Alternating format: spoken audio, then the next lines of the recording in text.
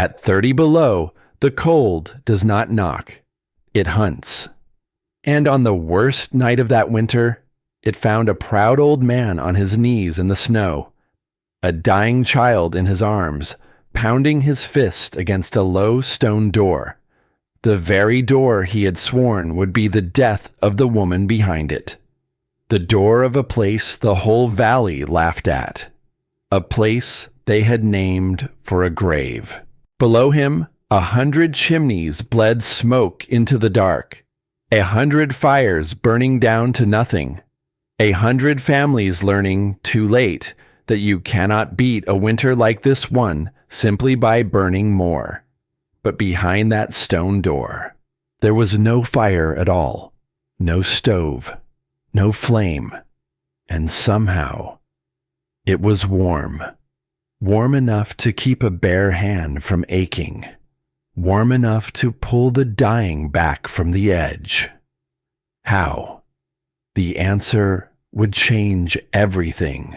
One bitter winter, a widow stood alone against the wind. The cold came down from the high country like something with a will of its own. It moved through the valley below, slipping under doors, pressing against window glass, searching every home for a way inside. And in the small town that sat in the shadow of the ridge, people had already begun to count. Not their blessings, their firewood. She watched them from above. A woman of 60 winters, her hair gone the color of old ash, her shoulders wrapped in a blanket that had seen better seasons. Below her, thin ribbons of smoke rose from 100 chimneys, each one a quiet prayer, each one a question no one wanted to ask out loud. Would it be enough? Her name was Marin Stowe, and only days before, she had still belonged somewhere. The funeral had ended beneath a sky that promised snow and never gave it. The neighbors drifted off one by one. Wagons creaked down the frozen road, and by evening, only the family remained inside the farmhouse, the house where she had cooked and mended and grown old beside a man named Caleb Stowe. He had been gone 6 days. 6 days, and already the table felt like a stranger's. She sat at one end of it. At the other sat Josiah Stowe, her husband's father, a hard old rancher who believed land was a thing you held with both fists and never let slip. Beside him sat Lorene, his wife, a quiet woman, a woman whose grief seemed to have stolen the voice clean out of her throat. Neither of them looked like an enemy. That, somehow, made it worse. Josiah unfolded a stack of papers on the table. He smoothed them flat with a slow, deliberate hand. And then he began to speak. The land would stay with the family. The house would stay with the family. The cattle, the fences, the well, all of it would stay with the family. She listened. She waited for her own name. It never came. When the old man finished, the truth sat in the room like cold air settling on a floor. The widow would not be staying. Not with the land, not with the house, not with any of them. Lorraine lowered her eyes. For one trembling moment, it looked as though she might speak, as though some kindness was rising up inside her, fighting to reach the surface. But whatever it was, it never found the air. And by the time the sun went down, the matter was settled. She did not argue. That was the part no one expected. A woman cast out after 40 years of marriage. And she did not raise her voice once. She simply rose from the table. She gathered a wool blanket, a small bag of tools she had carried since she was a girl, and the few belongings that no one else in that house had wanted. When she stepped outside, the dog was already waiting. A gray, quiet animal named Ash, who had chosen her years ago and never reconsidered. He fell into step beside her without being called. She paused once at the edge of the yard and looked back. The house still stood exactly where it had stood that morning. The same windows, the same door, the same porch where she had shelled peas through 40 summers. Nothing about it had changed, and everything had. She could have taken a room in town. She had a little money tucked away. Enough, perhaps, to rent a small space and live quietly through the cold months. But she had seen the way they looked at her now. The pity, the lowered voices, the way conversation softened whenever she passed, then started up again behind her back.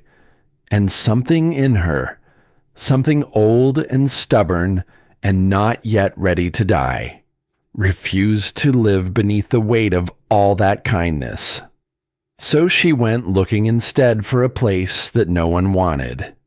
She found it on the side of the ridge, a shelter of stone half sunk into the hillside, leaning against the rock as though it were tired. The roof of packed sod sagged in the middle. The wind whistled through gaps wide enough to lose a finger in. Years before, the story went, an outlaw had used it as a hideout before riding off into legend and bad whiskey. People in town called it cursed. They called it foolish. They called it worse. The man who owned the worthless parcel laughed when she asked the price. And when she counted out $9 into his open hand, he stared at her like grief had finally taken what was left of her good sense. She signed the paper anyway. Ash trotted through the low doorway before she did. He sniffed the dirt floor, circled twice, and lay down against the cold stone wall as though he had always lived there. The widow stood in the doorway and looked at what she had bought. 4 leaning walls, a roof full of holes, $9 gone. And yet, for the first time since they had sent her away with nothing, it was hers. Most people, looking at that shelter, would have seen only ruin. She had not always seen the world the way most people did. Long before this town had ever spoken her name, she had been a girl who followed a stonemason father through the high country from one rough camp to the next. He built the kind of walls that kept travelers alive through winters that killed lesser shelters, and he taught her things, not with lectures, with his hands. He would press her small palm flat against a sun-warmed stone and tell her to wait, to be still, to feel. And over the years, she came to understand what the others never bothered to learn, that the cold rarely comes in through the door you expect, that wind steals warmth faster than any frost, that a thick wall of stone can hold the memory of an afternoon long after the sun has slipped behind the hills. One evening, watching the dark climb the canyon walls, he had rested his rough hand against the rock beside him, and he had said the words she would carry the rest of her life. Stone never promises to save anybody. He had waited a moment. It only keeps what it's given. Now she stood inside a ruin she had bought for $9, and she looked at those leaning walls with different eyes than anyone else in that valley. Where the town saw a dead outlaw's hideout, she saw something else. She saw stone that had been drinking sunlight for 100 years. She saw earth wrapped warm around 3 sides. She saw a question waiting all this time for someone patient enough to answer it. Outside, the wind came down off the ridge and rattled the loose sod above her head.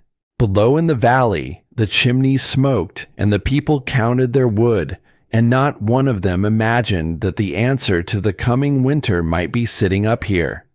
In a shelter they had already named for the dead, she set her tool bag down on the dirt floor. Ash lifted his head and watched her. And the widow, cast out with a blanket and a dog and almost nothing else, rolled up her sleeves in the failing light.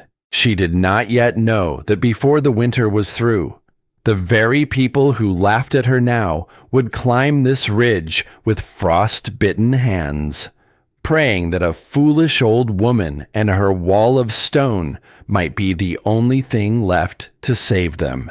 She knew only this: the cold was coming, and she had work to do. The first thing she did surprised the dog. She did nothing. For 4 days, she did not lift a hammer. She did not patch the sagging roof. She did not haul in a single load of wood or supplies. She simply watched. She watched the way the morning light came slanting through the low doorway and crept across the dirt floor, reaching one particular corner and resting there longer than it had any right to. She watched a thin line of damp rise along the bottom of the eastern wall just before dawn, and then vanish again by midday, as though it had never been there at all. She watched the wind. It came in through 3 gaps she could see plainly with her own eyes, but there was a 4th draft, a sly one. It only showed itself after dark, when the colder air came sliding down low to pool against the floor, the way water always finds the lowest ground and waits there. And all the while, she watched the dog. Ash had opinions about that shelter. He made them known. On the warmer afternoons, he stretched himself out along the southern wall against the stone that had been drinking up the sun all day. On the colder nights, he moved to the back, to the rear chamber, where the earth wrapped close around the stone on 3 sides and held the worst of the chill at bay. The widow paid attention to him. She had learned long ago that an animal often finds comfort before a person can put a name to the reason for it. By the end of those 4 quiet days, a pattern had come clear to her. The shelter was not truly cold, not the way the town imagined it. The stone still held a trace of every afternoon's warmth long into the evening. The earth around it softened the worst of the swings, kept the deep cold from biting straight through to the bone. The sun was already doing part of the work, every single day, asking nothing in return. The trouble lay somewhere else entirely. The warmth did not stay. It came in, and then it leaked back out faster than it could ever gather. She stood in the doorway one evening as the cold air slid past her ankles, and at last she understood what she had truly bought for her $9. Where the town saw a dead man's hideout, she saw a vessel of stone, built to hold heat, with far too many holes left in it. And holes could be closed. The work began on the 5th morning. She started with the floor, because cold, she knew, is a patient thing. It settles low first, it pools, and it waits, and it gathers, and only then does it begin to climb. So she took up a short-handled shovel and an old pick she found leaning in the corner, a tool the outlaw himself might have left behind in another life, and she began to dig. Along the back of the shelter she cut a trench, 1.5 hands deep, running the length of the rear wall. Her father had a name for the thing, a cold sump, he called it, a low place for the heavy air to sink down into. So the cold would gather there, beneath where a body slept, instead of creeping up around the shoulders in the dark hours. The ground did not give itself up easily. Roots crossed the trench like old veins, and she had to cut through each one by hand. Buried stones turned the edge of her shovel and jarred her wrists clear up to the elbow. By the time the first stretch was finished, her shoulders burned, and her palms had blistered, and the blisters had broken open, and wept. She was not a young woman. Every winter she had ever lived sat heavy in her knees by the end of those long days. There were mornings her hands would not close all the way until she had held them over the warmth of her own breath. But she did not stop. She wrapped her fingers in strips of torn cloth, and she kept digging. Ash spent those days drifting between the patches of sun and the growing piles of turned earth. Now and then he lifted his head when a tool rang sharp against buried stone. Mostly, he just watched her work, the way he had once watched her move about a kitchen that no longer belonged to her. When the trench was finally done, she filled the bottom of it with crushed, pale stone she had gathered, bucket by bucket, from a dry wash below the ridge. Over that, she packed a layer of earth, pressing it down firm with the flat of her shovel until it held. Then she turned her attention to the doorway. The door, she knew, was the great thief. A door is a wound in a wall. It is the one place where the warm and the cold press right up against each other, with nothing between them but a few inches of old wood and whatever gaps the years have worn into the frame. So she fashioned a gasket out of softened rawhide and worked it carefully around the edge of the door. She pressed it into every seam. She fitted it patiently, a little at a time, until the door no longer rattled when the wind leaned its shoulder against it, until it closed with a soft, tight breath instead of a hollow, empty clatter. And then came the walls. She mixed a slip of clay and wood ash into a thick gray paste in an old bucket. It smelled of dead fires and wet earth, that mixture. It smelled somehow of work. She worked it into the cracks with her bare fingers, into the seams, into the long settling gaps the years had pried open in the old stone. She filled them one by one, slow and patient as her father had taught her to be, until the wall stood whole again beneath her hands. And along the southern side the sun favored most, she built something new, a broad, flat shelf of stone. She set each piece just so. She positioned the whole of it to catch the afternoon light full on its face, to drink that warmth in through the brightest hours of the day, and then to give it back again, slow and steady, long after the sun itself had gone down behind the ridge.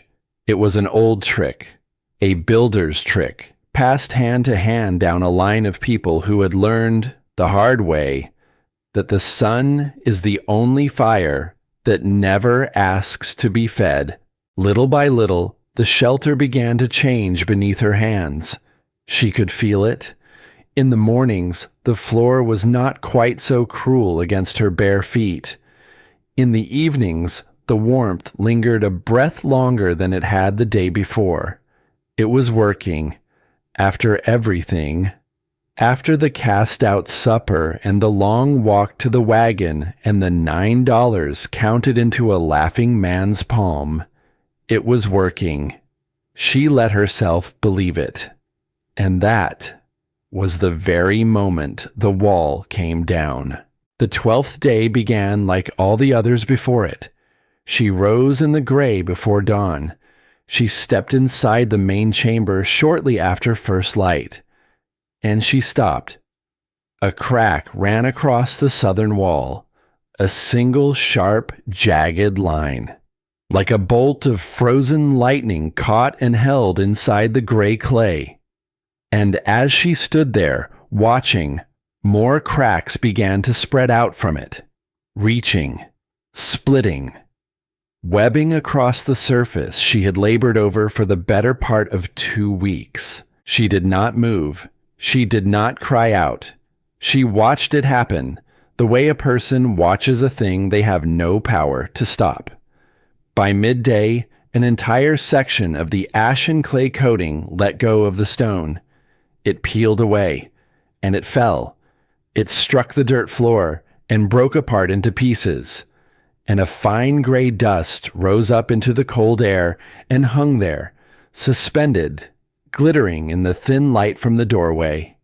Days of work, gone, in less time than it took to draw a single breath.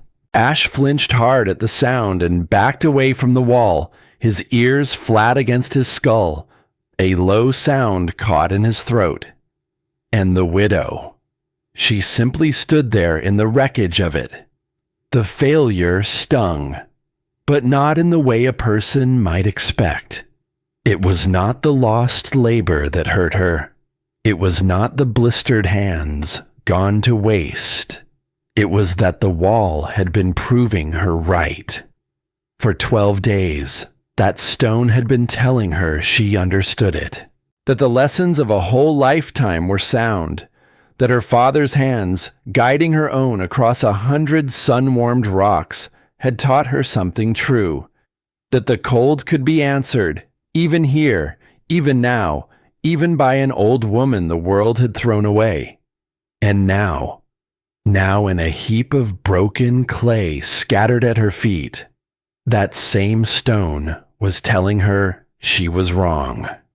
She lowered herself down onto the cold floor, into the gray dust of her ruined work, and for a long while she let herself feel the full weight of where she was, an old woman, alone on a ridge, in a ruin the whole town had a cruel name for, with the hardest part of the year still ahead of her, and no fire, and no family, and no one to call out to.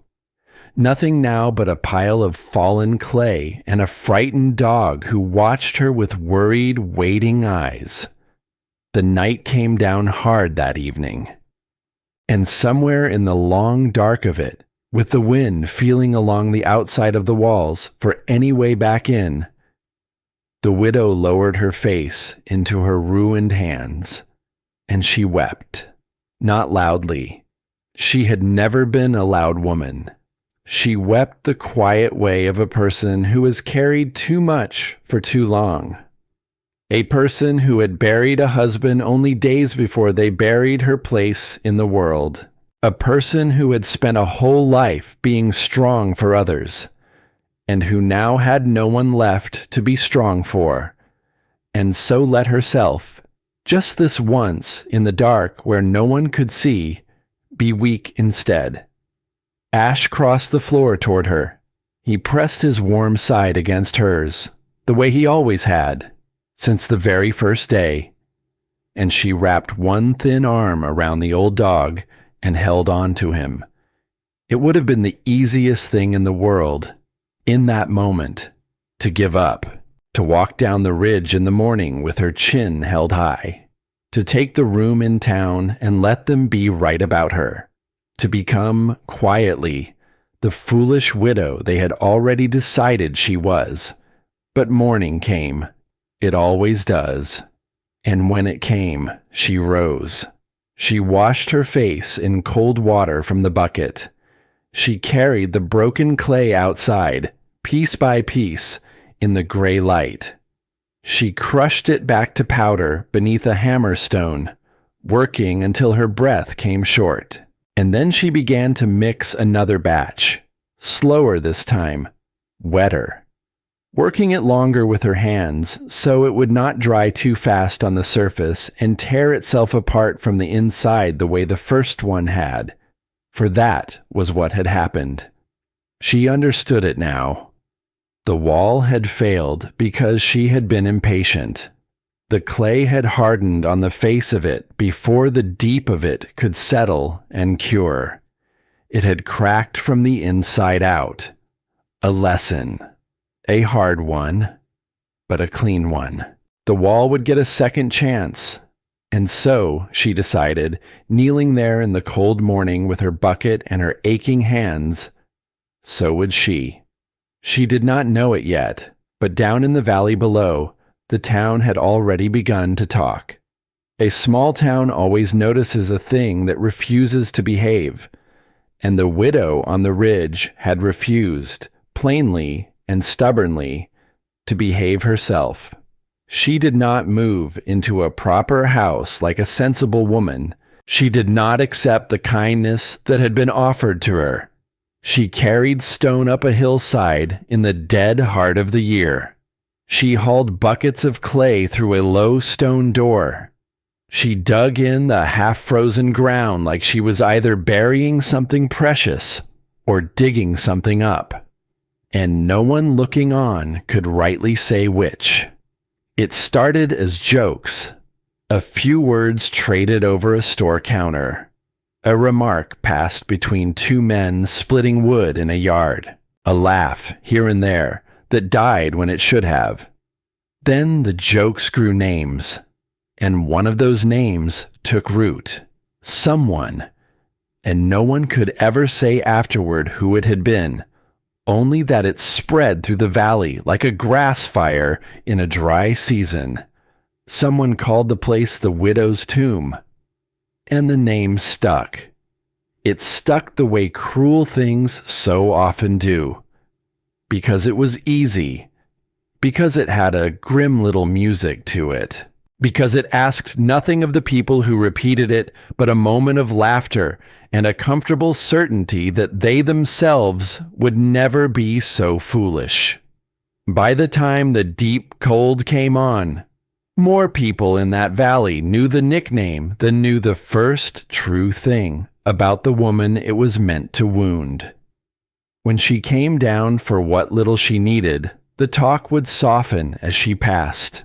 Conversations would dip low, then go quiet altogether, and then start up again behind her once she had moved beyond hearing. She never answered it. She never once explained herself. She never defended the work, never told a single living soul what she was building up there on the ridge, or why. And her silence, her long, stubborn, dignified silence, only fed the thing.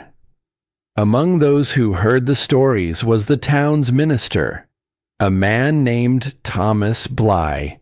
He had spent the better part of his life shepherding that valley through its hard seasons, through droughts and dry wells, through funerals and failed harvests and long winters that took the very old and the very young and left the rest to grieve. He was not a cruel man. That was the whole of the trouble. His concern for her was real.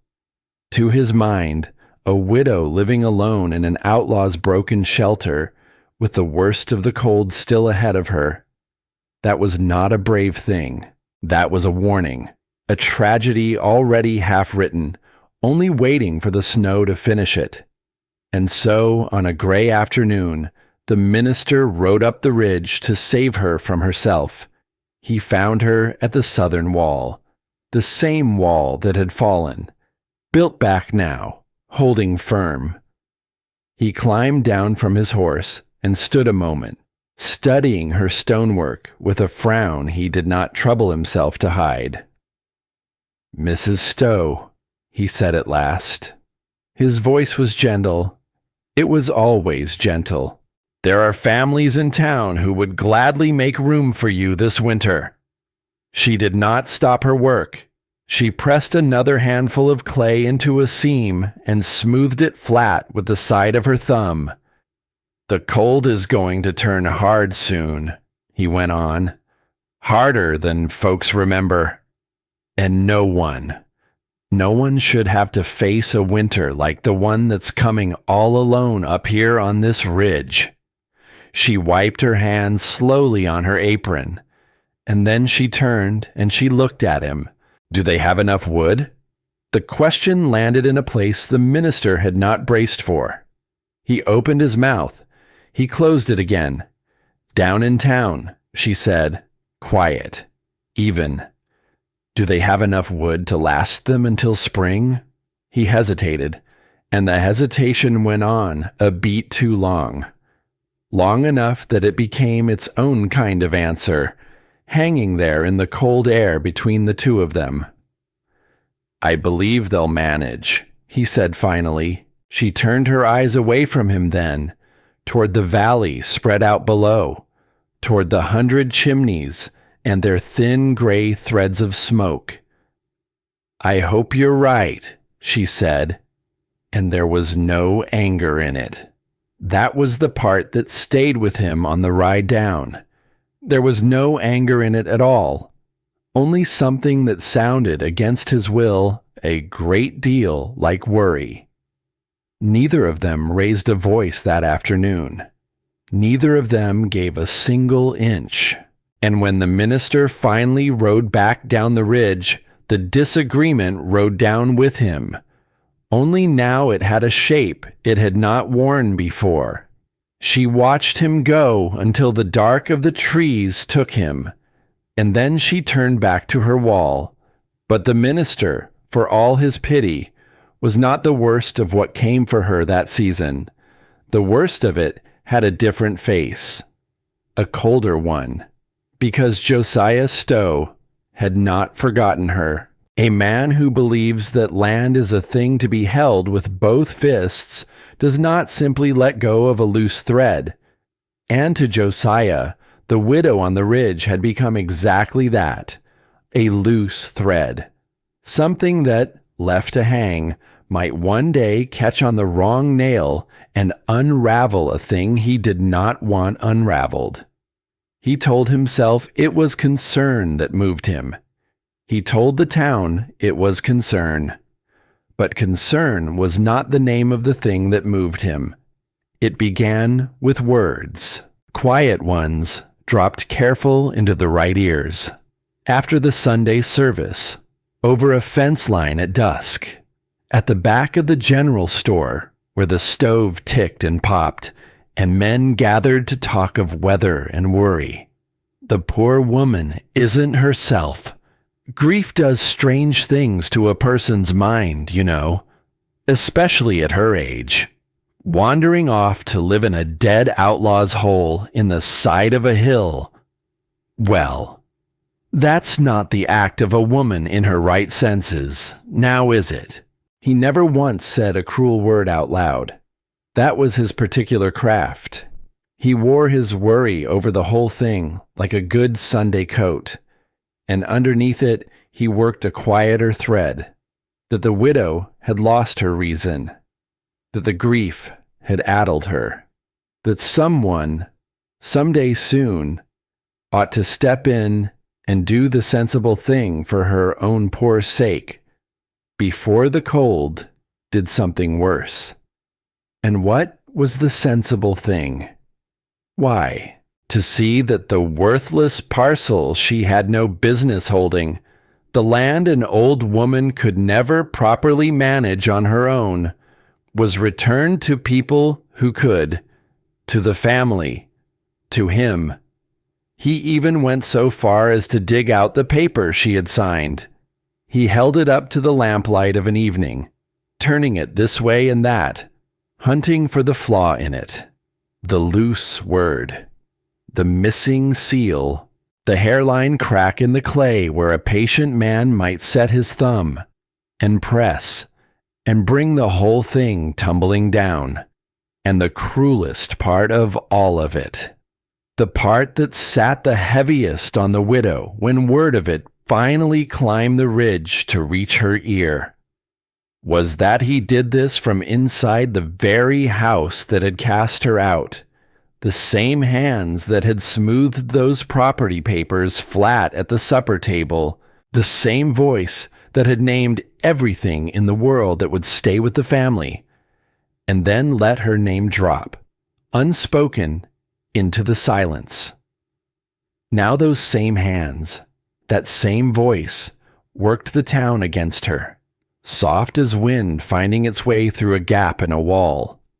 She learned of it the way she learned of everything that season, in the lowered voices, in the way a shopkeeper's eyes would slide away from hers and find something urgent to do, in a sentence cut clean in half the moment she stepped through a doorway. And it would have been easy, so very easy, to let that be the thing that finally broke what the fallen wall had not.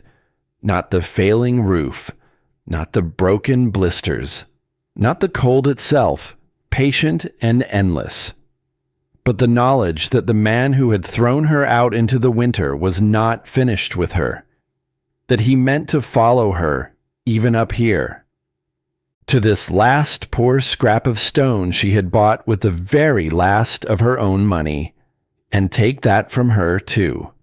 She stood in the doorway of the place they called the widow's tomb, one evening near the close of that long, hard stretch of work. The wind came down off the high country. The dark gathered slow in the valley below, and she felt something harden inside her. Not bitterness. Bitterness was a fire, and fires burned out, and burned the one who carried them besides. What hardened in her was something cooler than that, steadier, something a great deal like the stone itself. She thought of her father's weathered hand resting on the rock. She thought of the words he had given her, on an evening long folded away into the past. Stone never promises to save anybody. It only keeps what it's given. She had been given precious little in this life of late. A blanket, a bag of old tools, a faithful dog, a ruin on a ridge that the whole town laughed at, and the cold, hard, patient knowledge of a lifetime, handed down to her hand by hand from a man who had built walls that outlived him by decades. It would have to be enough, because it was all she had. And not long after that, on a sharp, bright morning, the law itself came up her ridge. The marshal of that valley was a man named Eli Doran. He was a man who had little patience for stories, and a great deal of patience for facts. He had heard the talk, the same as everyone, the widow's tomb, the addled old woman in the outlaw's den, the whispers growing now that something ought to be done. And rather than trust a single word of it, he decided to climb the ridge and see the thing with his own two eyes. He came expecting recklessness. He came expecting to find a poor soul in over her head, a danger to herself, a sad situation that would need handling before the snow made it a grave one. That is not what he found. The shelter door opened before he had finished tying his horse. She studied him a moment from the doorway. Then she stepped aside and let him in without a word.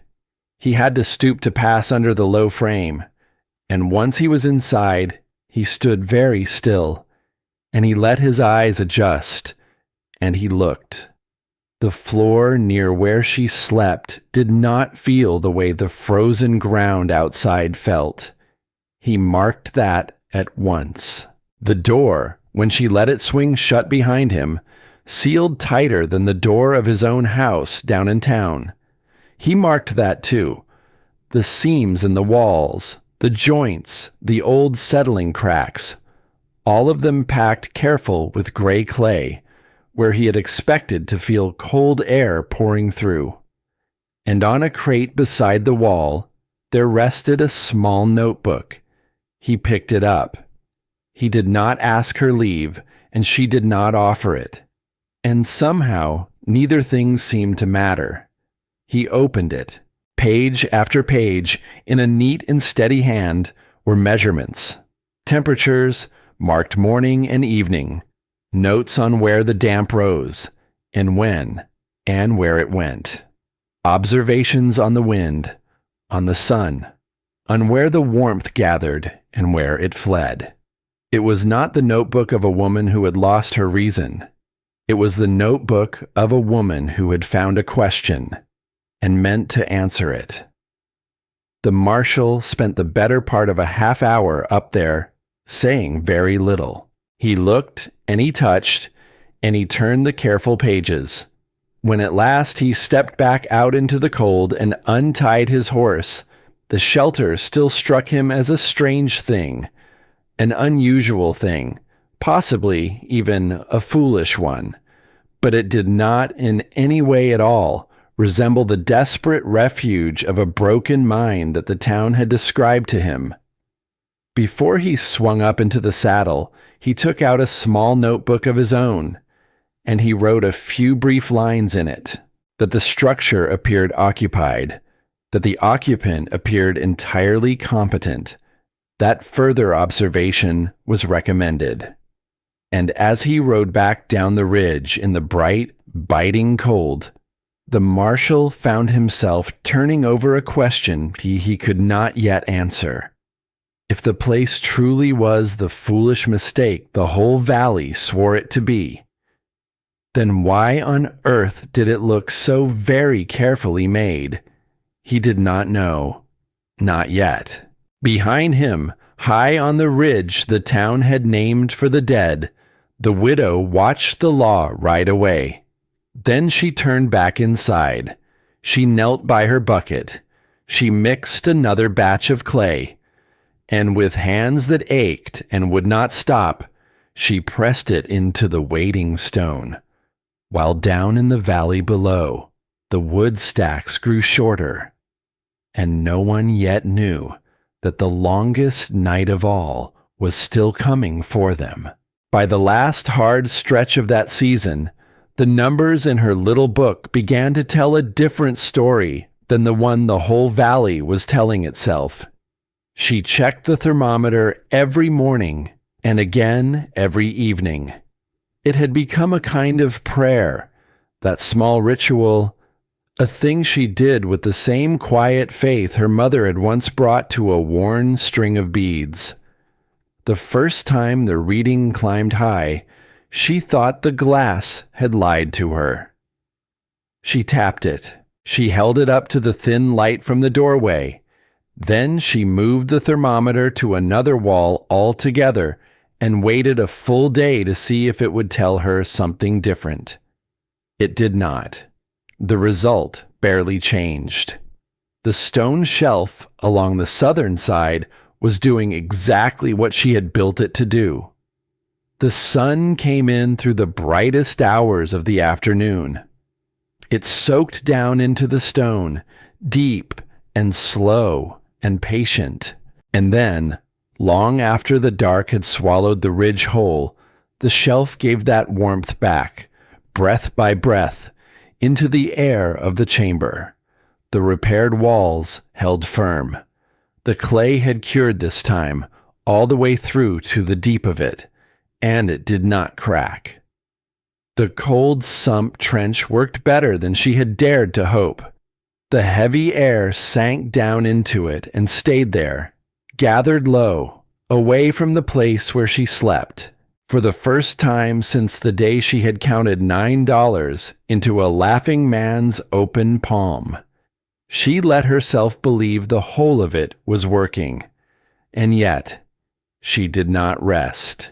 She kept walking the corners of the place with the back of her hand held out before her, the way her father had taught her when she was a girl no higher than his belt. She kept testing the stone. She kept listening to the wind, because a lifetime had taught her one stubborn truth, and she had never once known it to fail.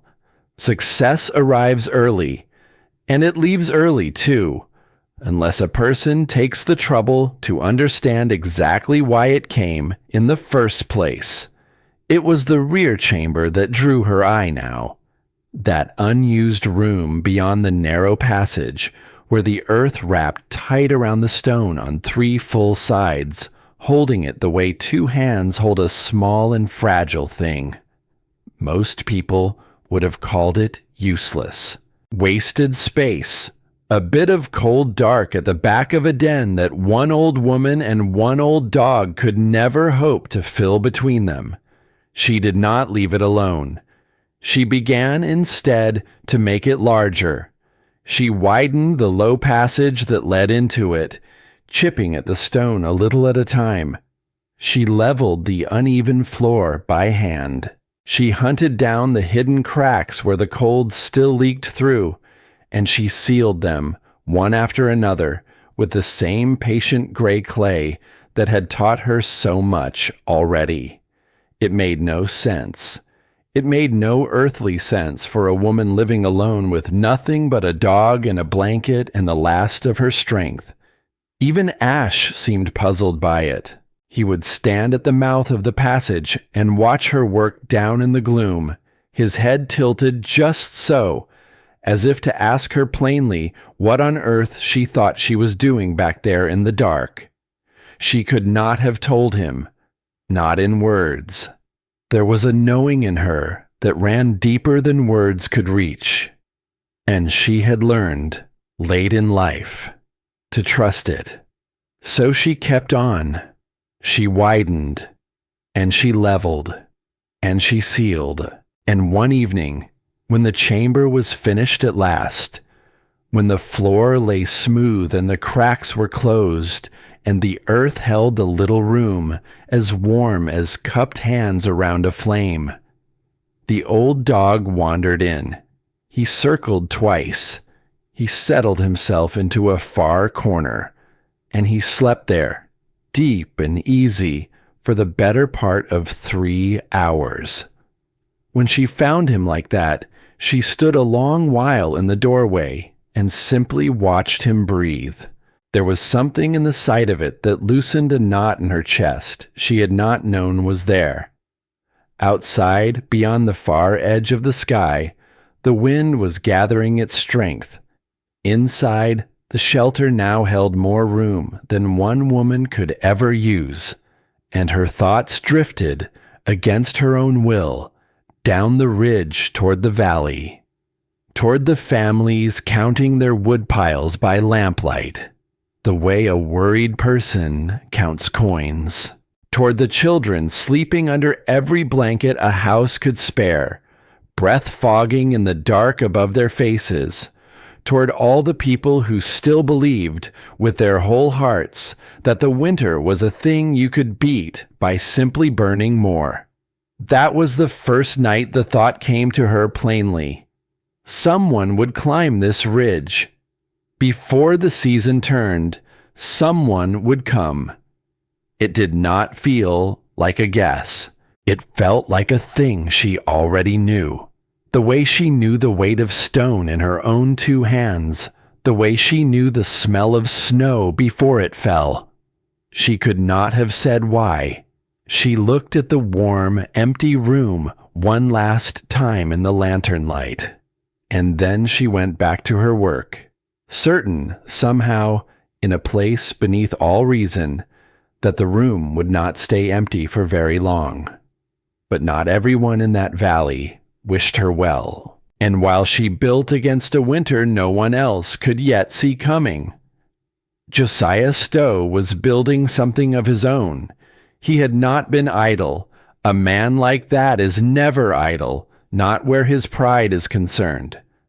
Word had reached him that the rancher Brennan had taken an interest in the widow's strange stone den. Word had reached him, too, that a marshal had ridden up the ridge and come back down again without doing the sensible thing, without putting an end to the foolishness once and for all. And that did not sit well with Josiah. It did not sit well at all. Because as long as the widow simply failed, as long as she froze quietly up there and proved every cruel word the town had spoken, his story held. The story of a poor woman gone soft in the mind with grief. The story that ended sooner or later with the land returning where it belonged, to the family, to him, but a widow who did not fail. A widow that grown men began quietly to wonder about. That was a thread he could not allow to keep unraveling. So he changed his thread. He came at it sideways, the way he always did. He let it be known, in the right ears, that a man who hauled good slate and good hay up to that ridge was a man throwing his own family's winter away on a fool's errand. He let it be known that supplies were dear this season, that a wise man looked after his own first, and that anyone fool enough to spend himself on the widow's tomb might find, come the worst of it, that no one had a thing to spare for him in return. He never threatened. That was not his way. He simply made the cost of kindness plain, and let other men do his frightening for him. And it worked, the way such quiet cruelty so often does. A neighbor who had thought to carry a sack of meal up the ridge thought better of it. A man who had meant to lend a hand with the heavy stone found he had pressing work of his own. One by one, the small kindnesses that might have come to her did not. Garrett Brennan heard the talk too. He heard exactly what it meant and exactly who it came from, and he loaded his saddle with slate anyway. But that comes later in the telling. The storm announced itself with violence. It came down off the high country one gray afternoon, swallowing the sky a single layer at a time. The light went pale, and then it went paler, and then the ridge itself simply vanished behind a wall of blowing white. The wind threw itself against the hillside. It rattled the loose branches of the few hard trees that clung to the rock. It scoured the bare ground. And it searched. That was the thing about that wind, the way she felt it through the long nights to come. It searched. It felt along every seam of the shelter with cold and patient fingers, hunting for the one gap she had missed, the one crack she had not sealed, the single careless place where it might still slip inside and undo every hour of her work. Down in the valley, the people answered the storm the only way they had ever known. The axes rose and fell in the white. The saws kept singing on into the dark. Wood vanished into stove after stove, from before the first gray light until long after the last. Most of those families believed, with everything in them, that they were doing precisely what the winter demanded, that if they only burned enough, worked hard enough, fed the fire fast enough, they would come through to the far side of it whole. Higher up the ridge, the widow watched a different thing entirely. She watched the glass. On the first evening of the storm, with the world coming apart outside her low stone door, the thermometer near the southern wall held steady. The next afternoon, with the wind still screaming down the ridge, it climbed. And by the third day, in the very teeth of the thing, the reading stood higher than it had ever stood before. There was still no fire, no stove glowing red in a corner, no coals buried somewhere out of her sight. The warmth came from the stone, from sunlight caught and held in it before the storm had ever arrived, from the earth, wrapped close and dark and patient around three sides of her, from the slow, careful, stubborn work of a single pair of aching hands. Even Ash seemed unbothered by the chaos beyond the walls. The old dog stretched himself out near the doorway and slept through most of it, while the snow piled higher and higher against the outer stone, and the wind screamed itself hoarse, and the world she had come from disappeared. And then, late on the third night, the shelter showed her its weakness. She felt it first against the back of her hand, a draft, thin, cold. brushing past her wrist where no draft had any right to be. She went very still, the rawhide gasket around the door. In the deepest cold of the night, it had drawn back on itself. It had shrunk, contracted, pulled away from the wood it was meant to seal. And along one edge, a narrow gap had opened in the dark. And the wind had found it. The wind always found it. The cold air came rushing through that small wound with a force that startled her where she sat. The warmth in the room did not collapse all at once, but the warning could not have been written any plainer. The whole of it worked. It was not invincible. She lit her lantern and she knelt down beside the door in the wavering yellow light. Outside, the storm hammered the ridge without mercy and without end. Inside, she went to work. She cut away the old failed sections of rawhide with a small, sharp knife. She softened new strips in a bowl of warm water, working them between her stiff fingers until they would bend and fold to her will. And then she rebuilt the seal by hand, in the cold, in the dark, with the wind testing every single move she made, and the lantern flame leaning and guttering in the draft. The hours passed slow. Her fingers stiffened until she could barely feel the rawhide between them. Her knees ached against the hard floor, the old ache that came to her now in every cold season, the one that whispered, always, that she was too old for this, that a younger woman would not be kneeling alone on a stone floor in the middle of the night, fighting a storm with her bare hands. More than once she had to stop.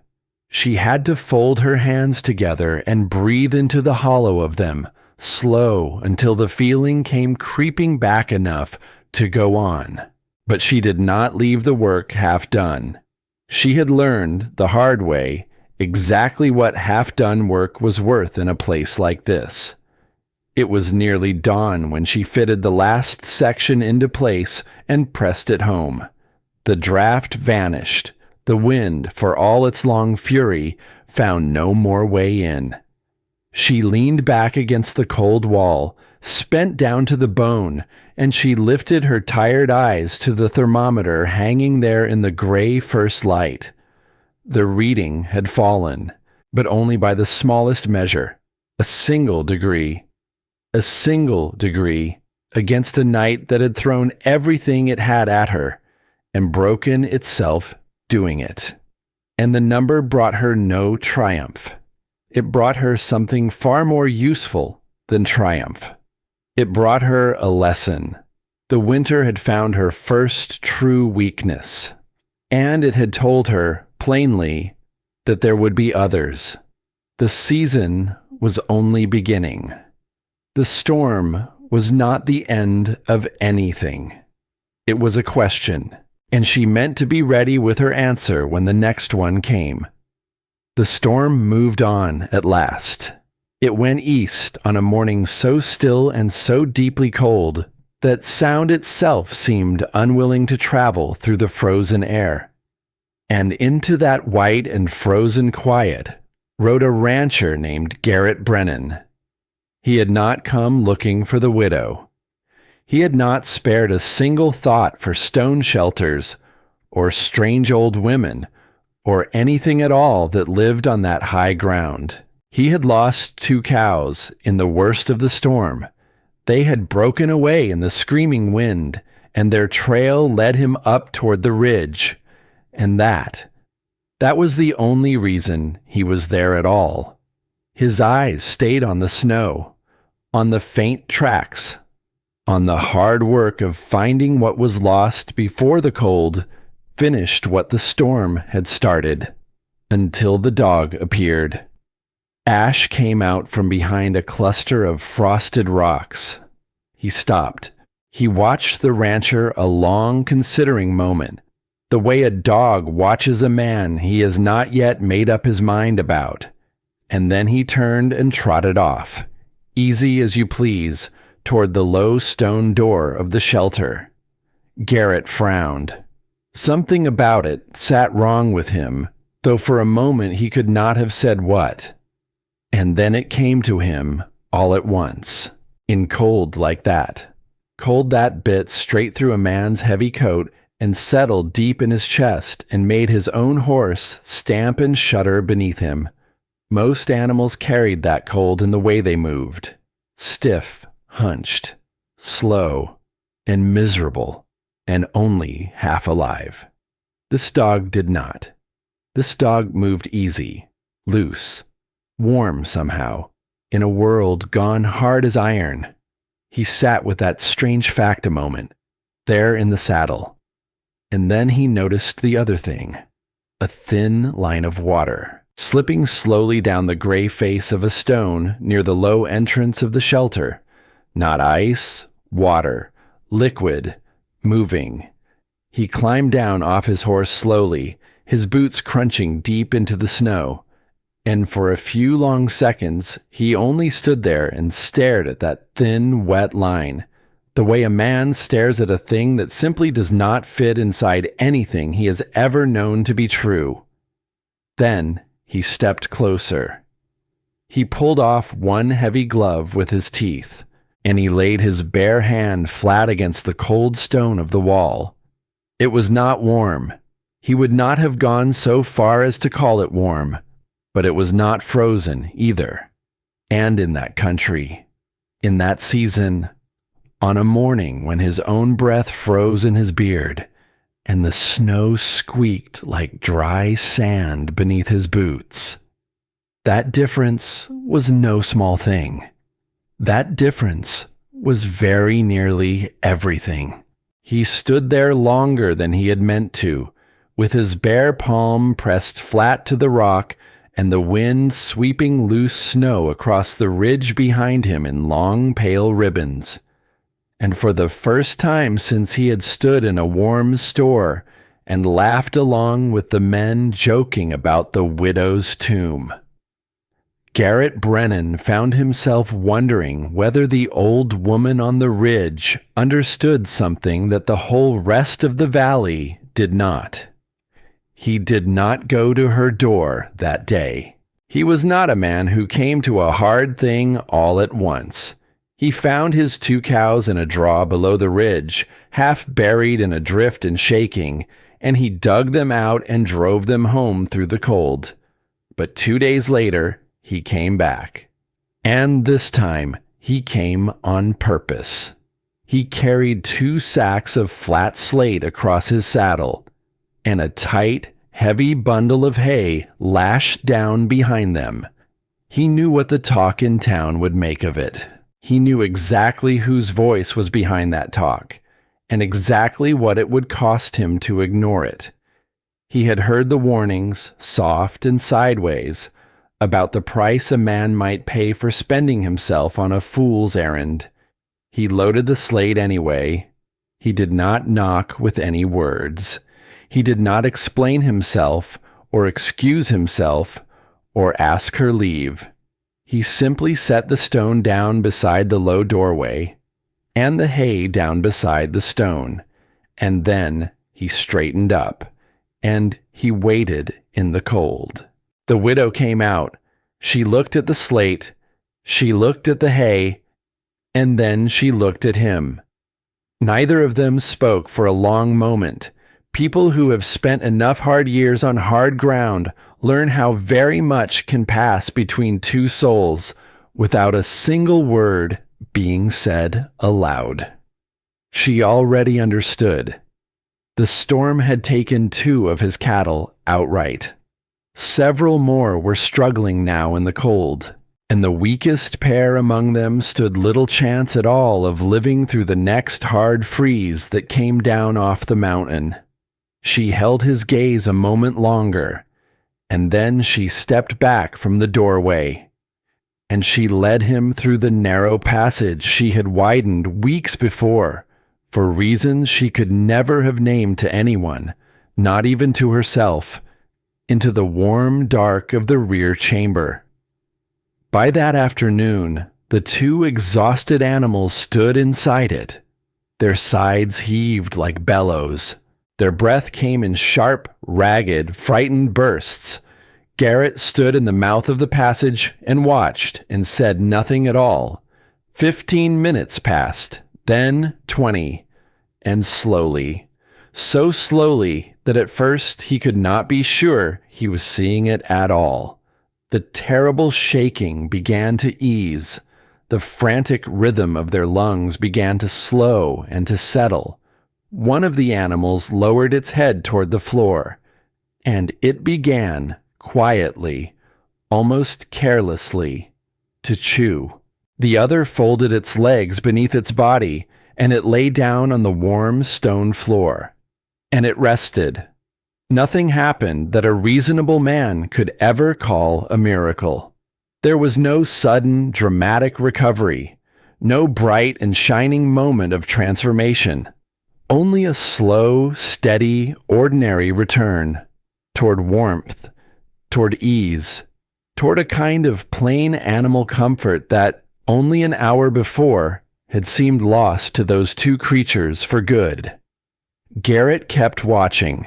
The evidence stood right there in front of him, breathing warm air, deep and slow now, in a chamber buried beneath stone and earth on a ridge that the whole valley had named for a grave. And somewhere in that long, quiet afternoon, a piece of his old certainty gave way beneath him, the way thin ice gives way underfoot. He had been so sure, so certain that warmth came from fire, and fire came from wood, and a man without enough wood was a man already half lost to the cold. That was simply how the world had always worked. He had never once thought to ask whether it might be made to work some other way. Now, standing in the doorway of the widow's tomb, watching two dying animals come slowly back to life without a single coal between them, he found himself holding a question he could no longer set down. If this place could do that for cattle, then what else might it be able to do? And for whom? He stayed until the light began to fail beyond the door, and before he left, he turned and looked at the old woman across that warm, dim chamber. "There's others," he said. That was all. Just the two words. But she understood the whole weight of what lay beneath them. There were others down in that valley.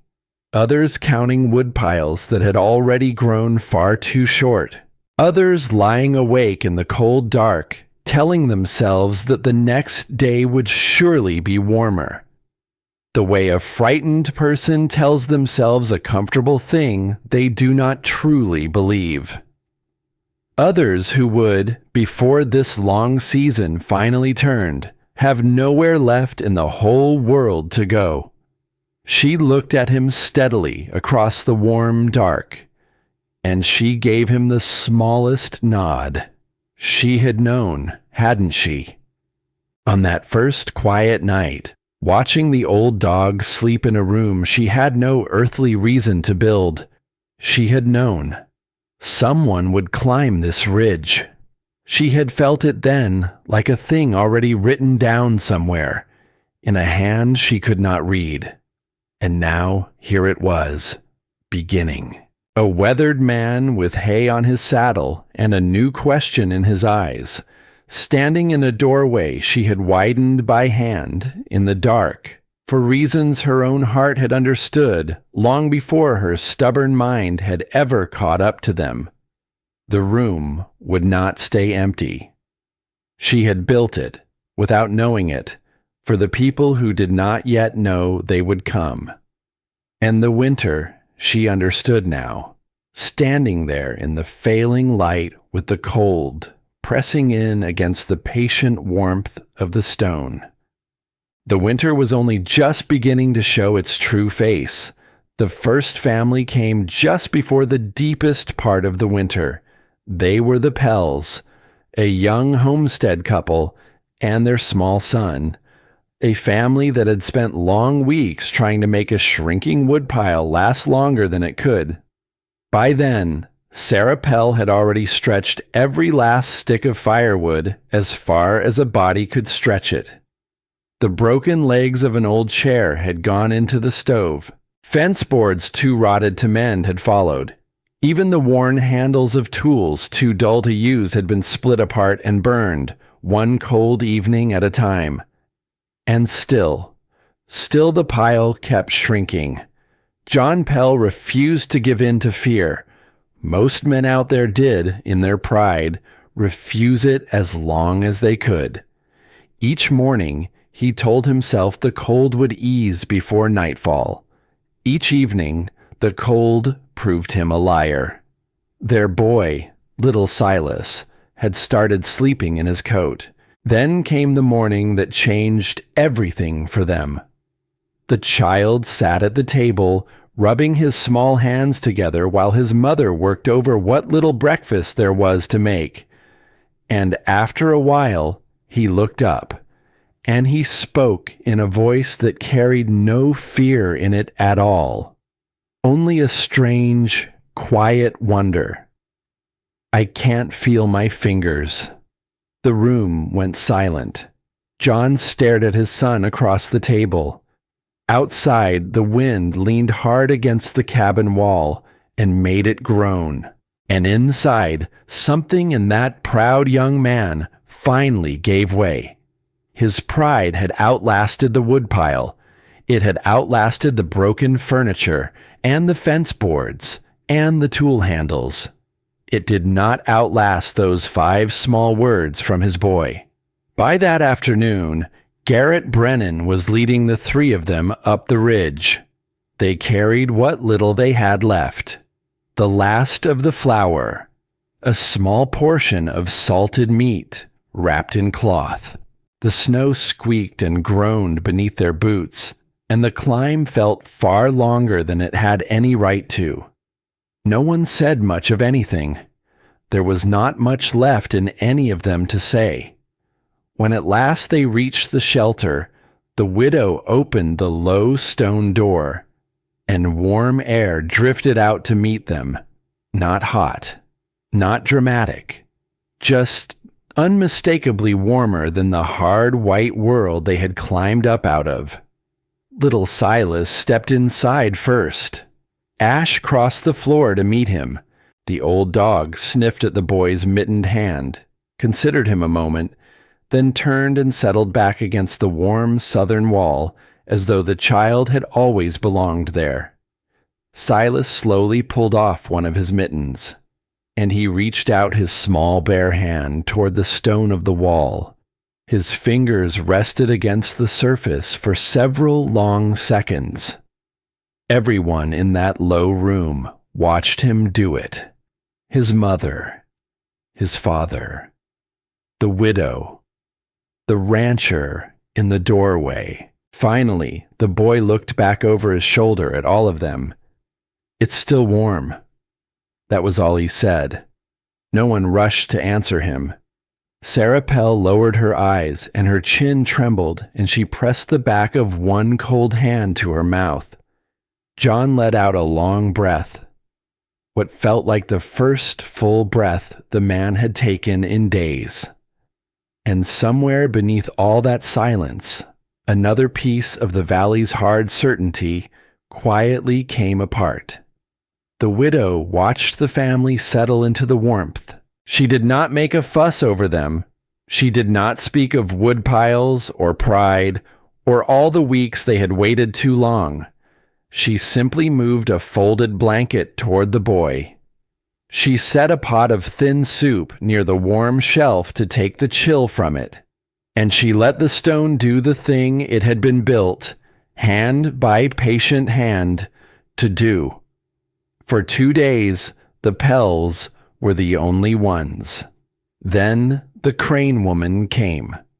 Effie Crane was a widow herself, older even than Marin, with a back bent like a question mark and a voice gone thin as paper. She had lived alone in a small cabin at the far edge of town, and she had been too proud, or too frightened, or too far away for anyone to think to check on her. Her stove had failed in the night, a crack in the old iron, a thing she could not mend and could not afford to replace. And on the coldest night of all that hard season, the fire in her one stove had simply gone out.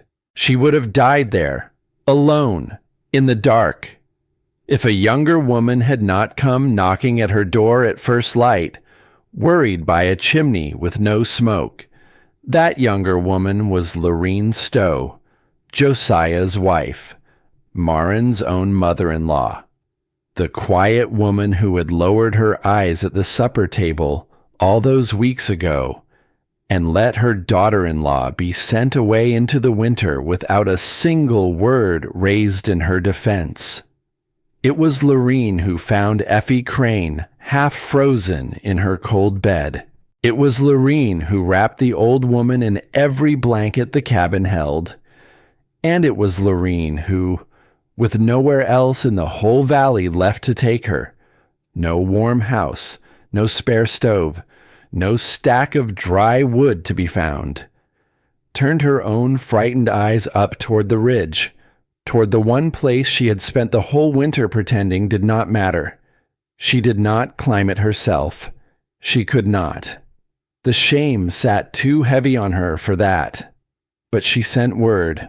She sent word up the ridge with Garrett Brennan that an old woman was dying of the cold, and that there was no place left on God's earth to put her, no place but the one the whole town had named for a grave. And the widow sent back a single answer: "Bring her." So they brought her. They carried Effie Crane up the ridge wrapped in blankets like a child, and they laid her down on the warm stone floor near the southern shelf, and they waited. And slowly, the way the cattle had come back, the way the boy's fingers had come back, the old woman came back. The blue left her lips. The terrible stillness left her hands. By evening she was sitting up, wrapped warm, sipping at the thin soup, her thin voice marveling that a place with no fire in it could feel so much like life. The widow sat beside her in the lamplight and held the old woman's cold hand between her own two warm ones until the chill had gone all the way out of it.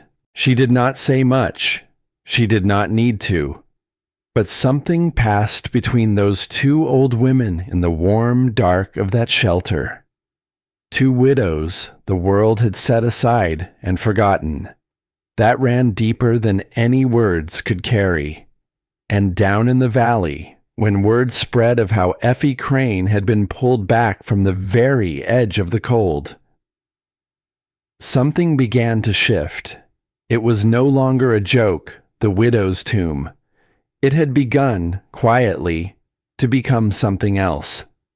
A place people whispered about with a different tone in their voices. A place that, when the cold came hunting for you, and your fire failed, and your wood ran out, a place you might actually go.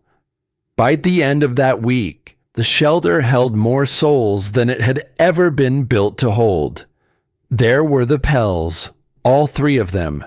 There was Effie Crane, too weak yet to be moved back down. There was Garrett Brennan, coming and going with hay and slate and word from below. There were two more families besides, who had climbed the ridge when their own fires grew too thin to trust. 11 people, all told, and 2 cattle in the rear chamber besides. And Ash moving between them all, accepting a scrap here and a scratch behind the ears there, as though every last one of them had come up that ridge for the sole purpose of keeping him company. The stone held them. The warmth held. The thermometer near the southern wall climbed higher than it had ever climbed, with so many warm bodies breathing in that closed and careful space. And that was the very thing that nearly killed them all. Sarah Pell noticed it first. She woke before dawn one morning with a dull ache behind her eyes and a heaviness in the air she could not name. It was not colder. If anything, it was warmer than it had been. But the air felt thick, used, heavy in a way that warm air should not be. By the time the others stirred, several of them were rubbing at their temples. John Pell pressed the heels of his hands against his eyes and grimaced. One of the children from the other families had gone quiet and listless, curled against the warm wall, too tired to lift her head. And little Silas, the boy who had reached out to touch the warm stone with such wonder. Silas would not wake all the way up. He stirred, and he murmured, and his eyes fluttered. But he did not truly wake. The widow knew. She knew the way a person knows a thing in the pit of the stomach before the mind has named it. Too many bodies. Too little fresh air. The very tightness she had built into that place, seam by careful seam, to keep the warmth from escaping, was now keeping something else from escaping too. The breath of 11 people. The breath of 2 animals. All of it gathering, thickening, in a sealed stone room with nowhere left to go. She moved through the chambers fast, checking every part of the system she had built, and what she found turned the blood cold in her veins. The cold sump trench had frozen over in one corner, where a little meltwater had gathered and turned to ice. And worse, far worse, the small southern shaft she had cut for the air to move through, high in the wall. It had narrowed. Ice had crept across the mouth of it in the deep cold, closing it down to almost nothing. The one small passage that let the old air out and the new air in. The winter had quietly sealed it shut. And for the first time all that long season, the widow reached the end of her inspection without an answer waiting for her. She stood there in the thick, warm, deadly air, and she did not know what to do. Garrett saw it. Sarah saw it. Even Effie Crane, weak as she was, raised her thin head and saw the look on the widow's face, and the room went quiet with a new kind of fear. Until that moment, the old woman had always seemed one full step ahead of the winter. She had answered every question it asked her. The fallen wall, the frozen ground, the draft at the door in the storm. Every single time she had found the way through. Now the winter had pushed back, and for one long, terrible moment, it seemed to have pushed back harder than she could answer. The lantern light flickered against the stone walls. The people waited. The headaches deepened. The thick air pressed down on all of them like a heavy hand. And every solution she could turn over in her mind seemed to demand the very same price. The shaft had to be opened. The frozen air had to move.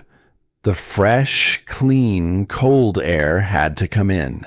But to let the bad air out, she would have to let the good warmth out along with it. All of it.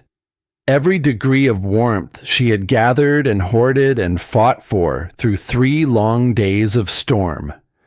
Every bit of heat that had pulled 2 cattle and 1 old woman and a small boy back from the cold edge of dying.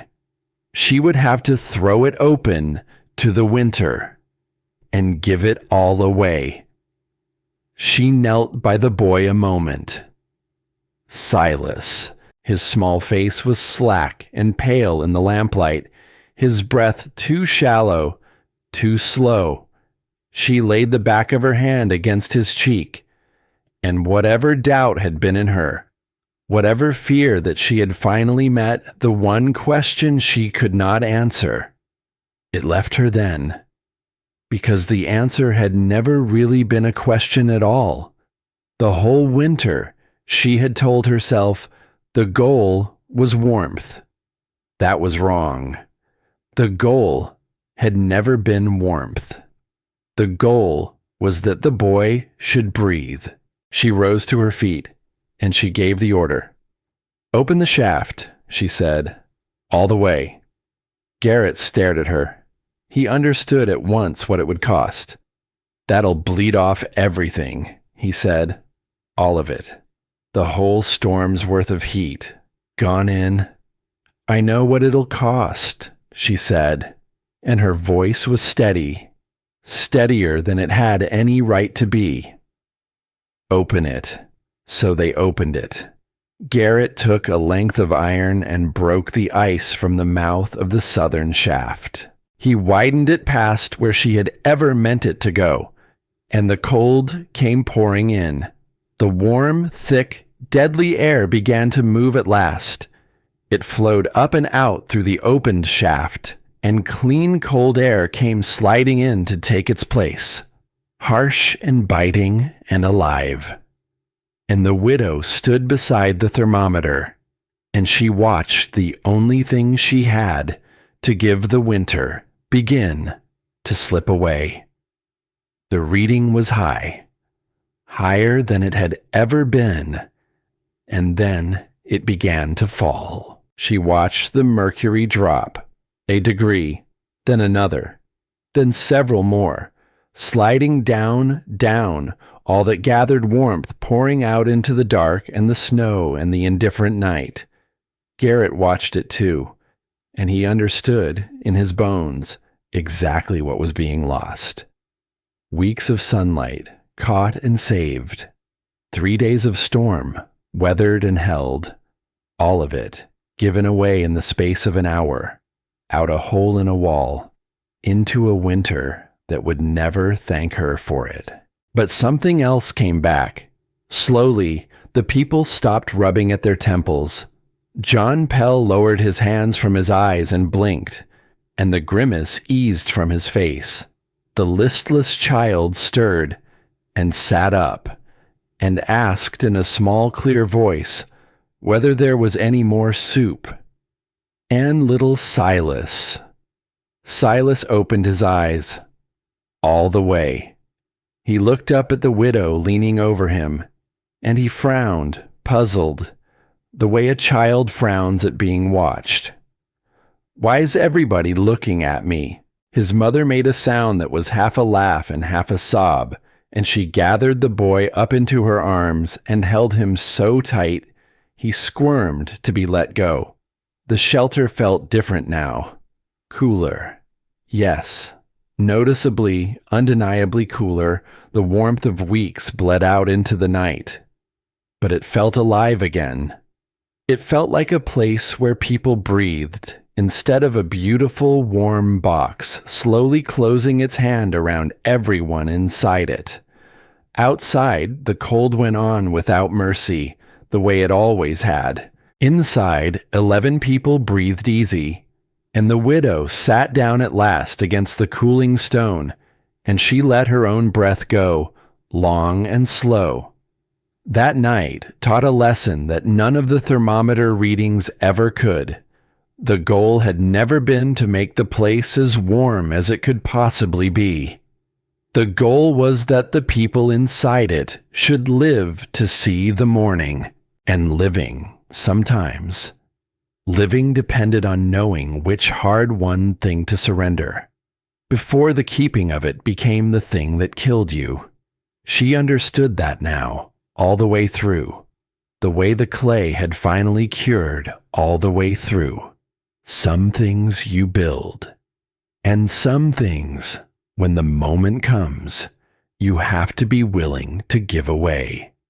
But the night was not finished with her yet. It was late, the worst of the cold pressing down on the ridge, when a sound came at the low stone door. A knock, slow, heavy. The knock of a man who did not want to be knocking. The room went still. The widow rose, and she crossed the floor, and she opened the door to the freezing dark. And there, on the threshold of the widow's tomb, stood Josiah Stowe, the man who had spread the property papers flat on the supper table, the man who had named everything that would stay with the family and let her name fall into silence, the man who had whispered through the whole valley that she was addled, broken, a danger to herself, the man who had tried, quietly and cruelly, to take even this last poor scrap of stone away from her. He stood there in the cold, snow caked on his shoulders, his face gray and pinched and proud no longer. And in his arms, wrapped in a thin blanket, he held a child, a small boy, a grandchild from some far branch of his own family, a child whose own fire had failed, in a cabin too far from town, on the worst night of all. The boy's lips were going blue, and the old man had carried him through the dark and the wind, up the only ridge where a fire still burned that was not made of wood, up to the door of the woman he had cast out. He could not speak at first. His jaw worked. His proud old throat closed on whatever words he had meant to say. He had rehearsed something, perhaps, on the long, cold climb, some explanation, some account of himself, and now, standing on her threshold with a dying child in his arms, he found he had nothing left to offer her but the plain and terrible truth of why he had come. He needed her. The man who had thrown her out into the winter needed her now to save the thing he loved most in the world. The whole room behind her had gone silent. Garrett, the Pells, Effie Crane, sitting up in her blankets, every one of them watching to see what the widow would do, because every one of them knew the story. Everyone in that valley knew the story. They knew this was the man who had done it, and they knew that no one on earth would have blamed her. Not one single soul, if she had looked at Josiah Stowe standing frozen on her doorstep and remembered the supper table and the silence and the long walk to the wagon and closed the door. She looked at him a long moment. The wind howled up the ridge between them. She looked at the proud, broken old man. And she looked at the small boy in his arms, whose lips were going blue, who had done nothing to anyone, who only needed to be warm. And then the widow stepped back from the doorway. She opened the door wide to the freezing night, and she said the only thing there was to say. Bring him in. Not a word of blame. Not a single word. She took the cold child from the old man's arms, and she carried him to the warm southern shelf, and she began at once to do the slow, patient work of bringing a small life back from the cold. And Josiah Stowe stood just inside the door of the place he had tried to take from her, the place he had named a tomb. And he watched the woman he had wronged save his grandson's life with her own 2 hands. And the proud old man, who had not wept at his own son's funeral, lowered his gray head, and he wept. The grandchild lived. That was the first thing. Before the apologies came, before the reckonings, before the slow unwinding that the rest of that long winter would bring, the small boy in the thin blanket lived. She worked over him for hours. She warmed him the slow way, the only safe way. Not all at once, the way a frightened person wants to, the way a desperate person reaches straight for the hottest stone, but a little at a time. the way you thaw a thing you mean to keep. She unwrapped the child from the thin, snow-caked blanket. She wrapped him instead in cloth she had warmed against the southern shelf. She chafed his small, cold hands between her own. She held cooling soup to his lips and coaxed it into him, one slow spoonful at a time, whispering to him low the whole while, the way a person whispers to a frightened animal or a newborn, or anything too small and too far gone to understand the words. And somewhere in the deep middle of that night, the blue left the child's lips. His breath, which had been so shallow and so slow, began to deepen. His small body, which had gone slack and gray and cold in his grandfather's arms, began, little by little, to hold its own warmth again. By the gray of morning, he was sleeping, truly sleeping, the deep, easy sleep of a child who is warm and safe, and does not yet understand how very close a thing it had been. And through the whole of it, Josiah Stowe sat against the far wall. He did not speak. He did not move to help, because there was no help he knew how to give. He simply watched the woman he had wronged save the thing he loved most in all the world, and he said not a single word. There are some debts that words cannot reach. He seemed, at last, to understand that.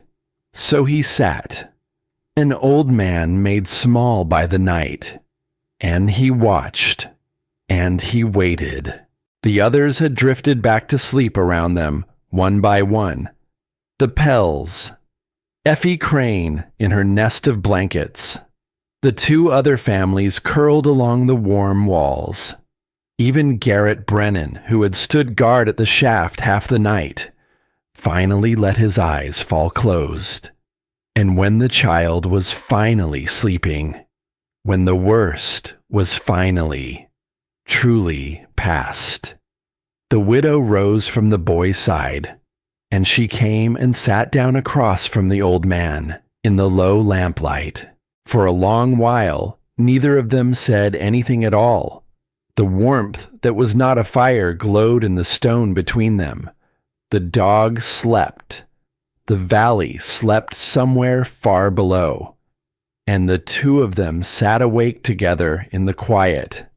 The man who had cast her out, and the woman who had taken him in, with all the long years and all the cold silence stretched out in the small space between them. Finally, Josiah spoke. His voice was not the voice that had spread the property papers flat on the supper table all those weeks ago. It was an old man's voice now, worn clear down to the grain. "I told them you'd lost your mind," he said. He did not look at her when he said it. He looked at the floor, at his own folded hands, at anything but her face. "I stood in my own house, my own warm house, and I told good, decent people that you'd gone soft with grief, that you weren't fit to look after yourself anymore, that the land ought to come back to those who could manage it properly." He stopped. His jaw worked. "To me." The widow said nothing. She let him find his own slow way down to the bottom of it. "And the whole time," he went on, and his voice broke now, low and rough and unsteady, "the whole time I was down there, poisoning the well against you. You were up here, on this ridge, in the cold, building the one thing in this whole valley that would carry my own blood through the worst night of his small life." He lowered his gray head into his hands. "I came up here once," he said, "to take this place away from you." He drew a long, shaking breath. "And tonight I climbed back up here on my knees to beg you to let me in." The shame of it bent the old man nearly double where he sat. And still the widow waited. She did not rush to ease it for him. She had learned, over a long and difficult winter, that some things must be felt all the way to the bottom before a person can climb back up out of them. When at last he lifted his face to her, his eyes were wet, and there was no pride left anywhere in them. "Why?" he asked her. The single word came out cracked. "After everything I did, after that supper table, after the whispers I spread, and the paper I held up to the light hunting for a way to ruin you, after I tried to take the ground right out from under your feet." His voice failed him for a moment. "Why did you open that door?" She was quiet a long while. She looked at the sleeping child across the room, the small chest rising and falling, safe now.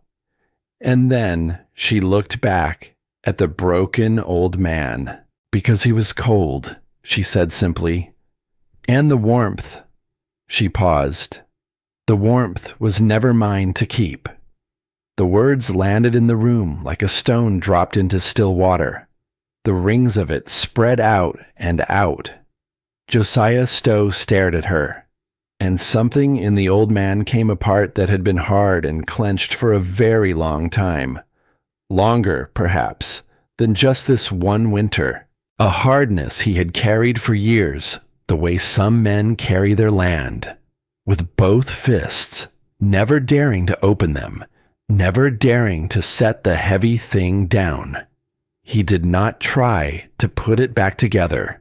For the first time in his life, he let it break.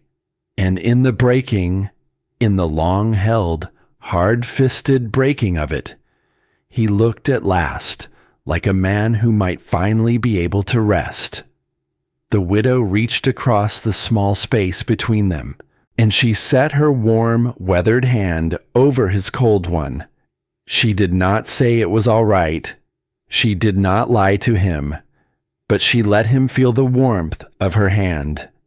And for an old man who had spent the whole winter believing he was owed warmth, and trying to take it, to be simply given it freely by the one person on earth with every right to refuse him, that was a thing he would carry the rest of his days.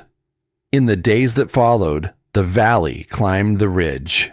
Not in desperation now. Not in the stumbling, frost-bitten dark, with their fires gone out and nowhere left to go. They came in the daylight now, in something more like pilgrimage. The marshal came first. Eli Doran climbed the ridge on a clear, cold morning with his small notebook tucked beneath one arm.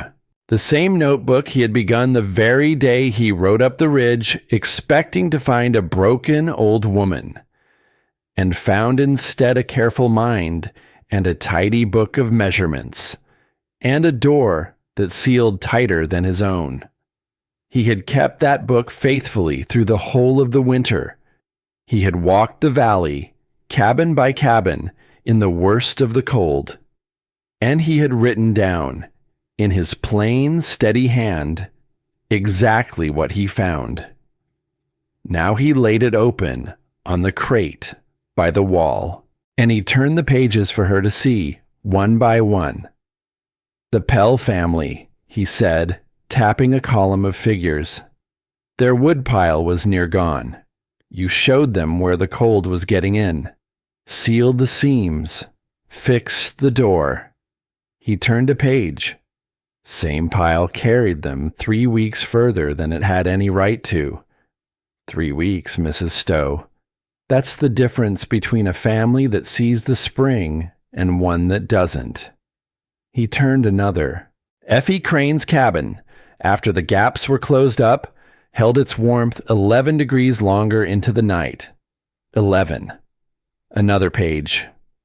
The blacksmith's forge. Heat used to flee the moment the sun dropped. Now it lingers half the evening. Man's burning half the fuel he used to. Page after page after page. Numbers, dates, repairs. Cold, plain, undeniable fact. One cabin, the marshal said, a man could call luck. 2, you start to wonder. But this, he laid his flat hand on the open book.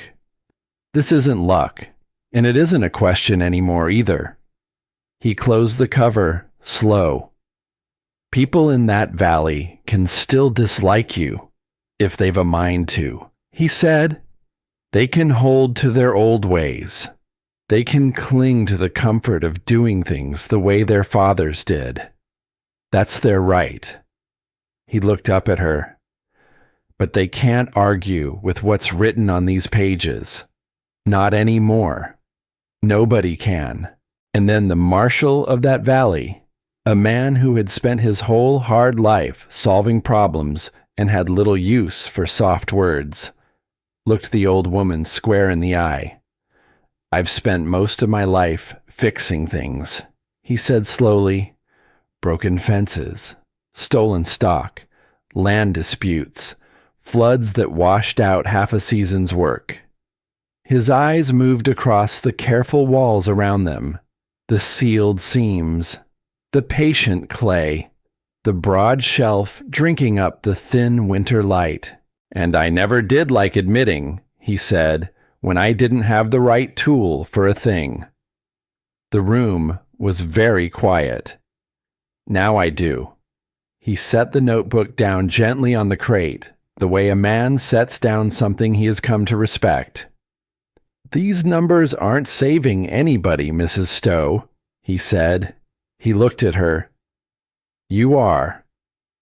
It was an awkward thing, coming from a man like Eli Doran, a man who had ridden up that ridge in the fall fully expecting to handle a problem, and found instead a thing he had no choice but to admire. That awkwardness was exactly why it mattered. A man like that did not say such words lightly, and he did not say them twice. She only nodded. She did not need him to say more. And not long after the marshal, another figure stopped in the low doorway. Thomas Bly, the minister, the man who had ridden up the ridge weeks before to save her from her own foolishness, the man who had warned her so gently that no soul should face such a winter alone.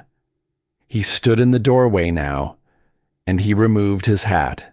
The snow on its brim melted in the warmth and dripped slow onto the stone floor. For a long moment, he searched for words. This was a man who made his whole living with words, a man who had stood before the gathered valley 100 times and never once wanted for the right thing to say. And now, when it mattered most of all, he found that every fine word he owned had quietly deserted him. What came out instead was the plainest thing the man had ever spoken from anywhere. I was wrong. The room went still.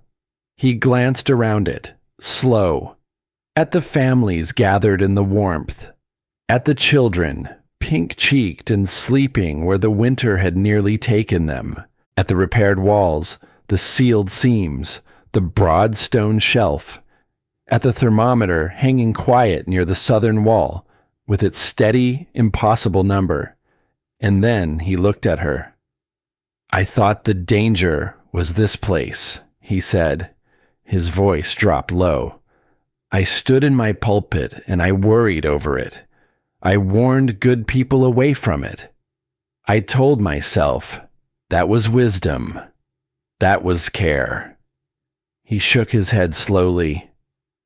The truth is, I was afraid of something I couldn't explain, and I dressed my fear up in the clothes of concern, and I called it love, and I almost let it cost people their lives.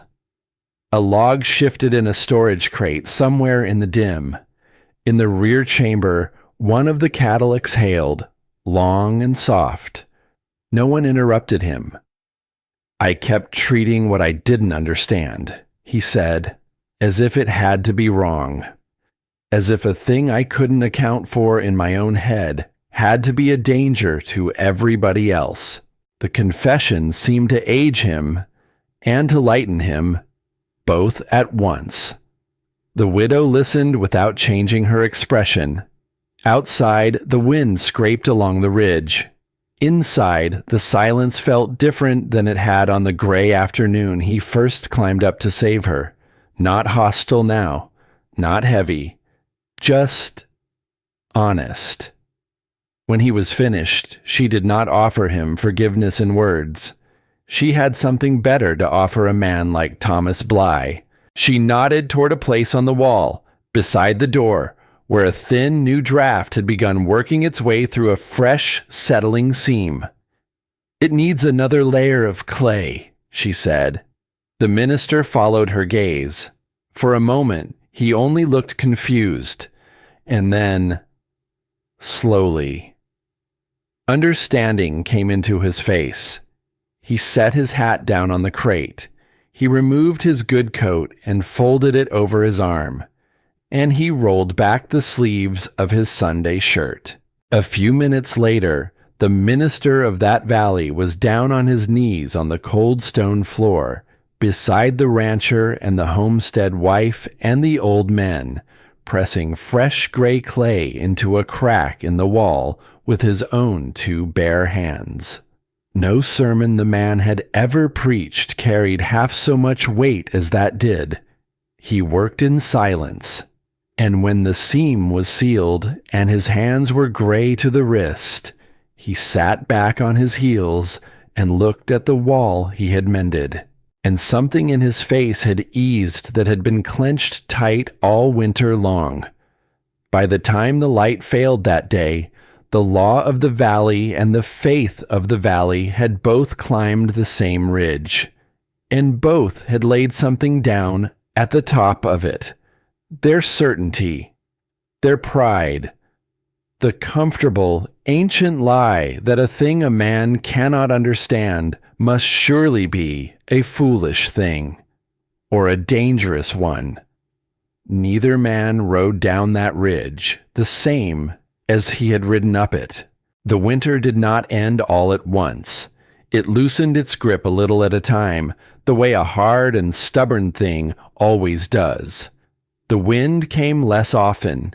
The snow began to linger only in the shadowed hollows, instead of swallowing whole hillsides at a single stroke.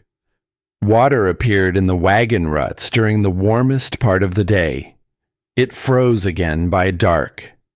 And then one morning, it did not freeze at all. And as the cold loosened its long grip, the people of that valley began, at last, to go home. The Pells went first.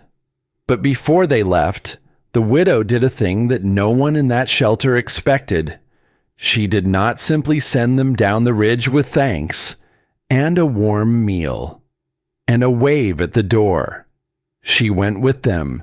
She gathered a bucket of clay. She took up her old bag of tools, the same bag she had carried out of a warm house in the fall with her whole life folded down into it, and she walked down off the ridge into the valley she had watched from above all that long winter. And at the Pell cabin, she got down on her aging knees on their cold plank floor. And she showed them. She showed Sarah Pell how to find a hidden draft with the back of a wet hand held still against the wall. She showed John where the cold pooled low, and how it climbed, and how a single handful of clay pressed into the right seam could change the whole nature of a coming winter. She did not lecture them. She did not make herself grand about any of it. She simply showed them, the way her own father had once shown her, a lifetime ago, with his weathered hand guiding her small one against a sun-warmed stone, with patience, with her hands, with the plain, testable truth a person could feel for themselves and never again forget. And then she moved on to the next cabin, and the next. She never again brought a single soul up the ridge to the shelter. That had never been the point. She understood that clearly now. The point had never been the shelter at all. The shelter was only one place, one room, one stubborn pile of stone on one cold ridge. The point was the knowing. So she carried the knowing down into the valley, one cabin at a time, one cold floor at a time, one pair of doubting hands at a time. She showed them where the warmth fled, and why.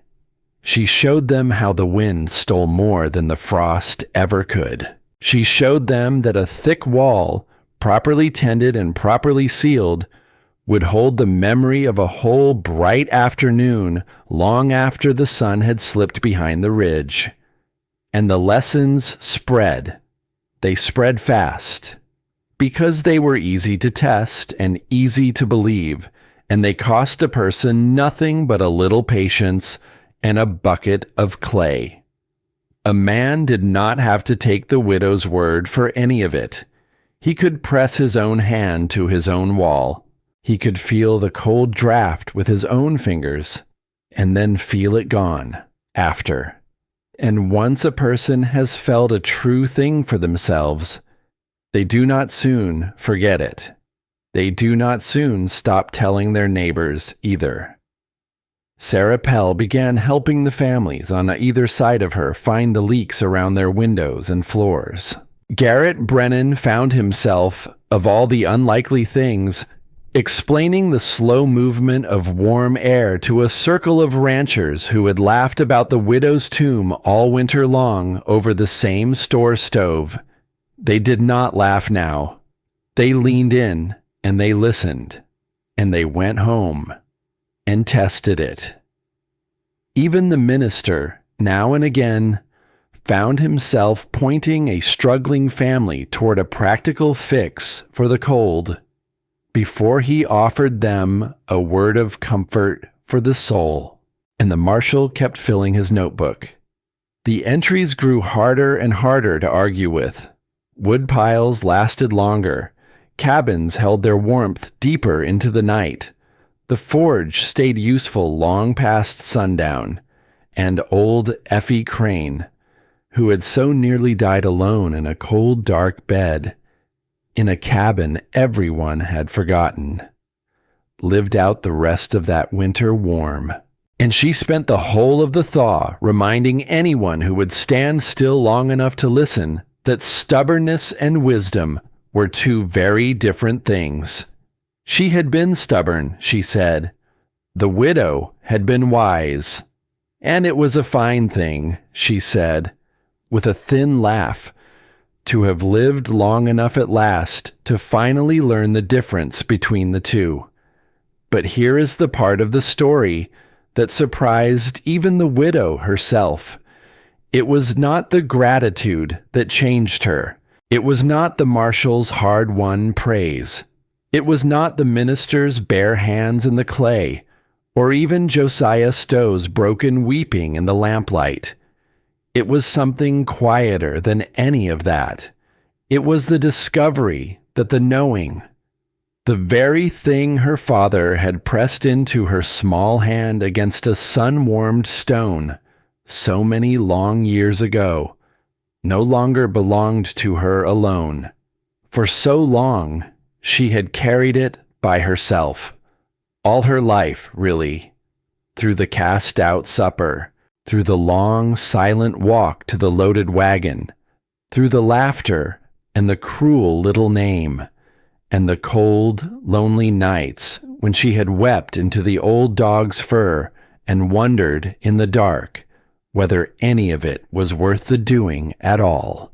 She had thought, all that hard winter, that she was building a shelter. She understood now that she had been building something else entirely. She had been giving the knowing away. And the strange thing, the thing no one had ever once thought to tell her, was that giving it away had not made her any poorer. It had made the whole valley richer. The shelter on the ridge would crumble one day. She knew that. Stone leans in time. Sod sags and falls. Nothing built by human hands stands forever against the patient years. But the knowing was in dozens of homes now. It was in Sarah Pell's careful hands.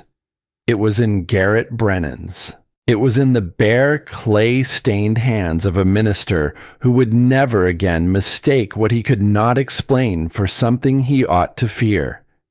It would outlast her. It would outlast the shelter. It would outlast every name the valley had ever thought to call her. And that she found, sitting alone one evening with the dog and the quiet. That was a kind of warmth that no winter, however long, could ever bleed away. There was one more thing.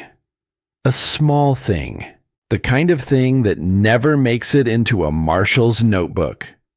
On a quiet morning near the very end of the thaw, Josiah Stowe climbed the ridge one last time.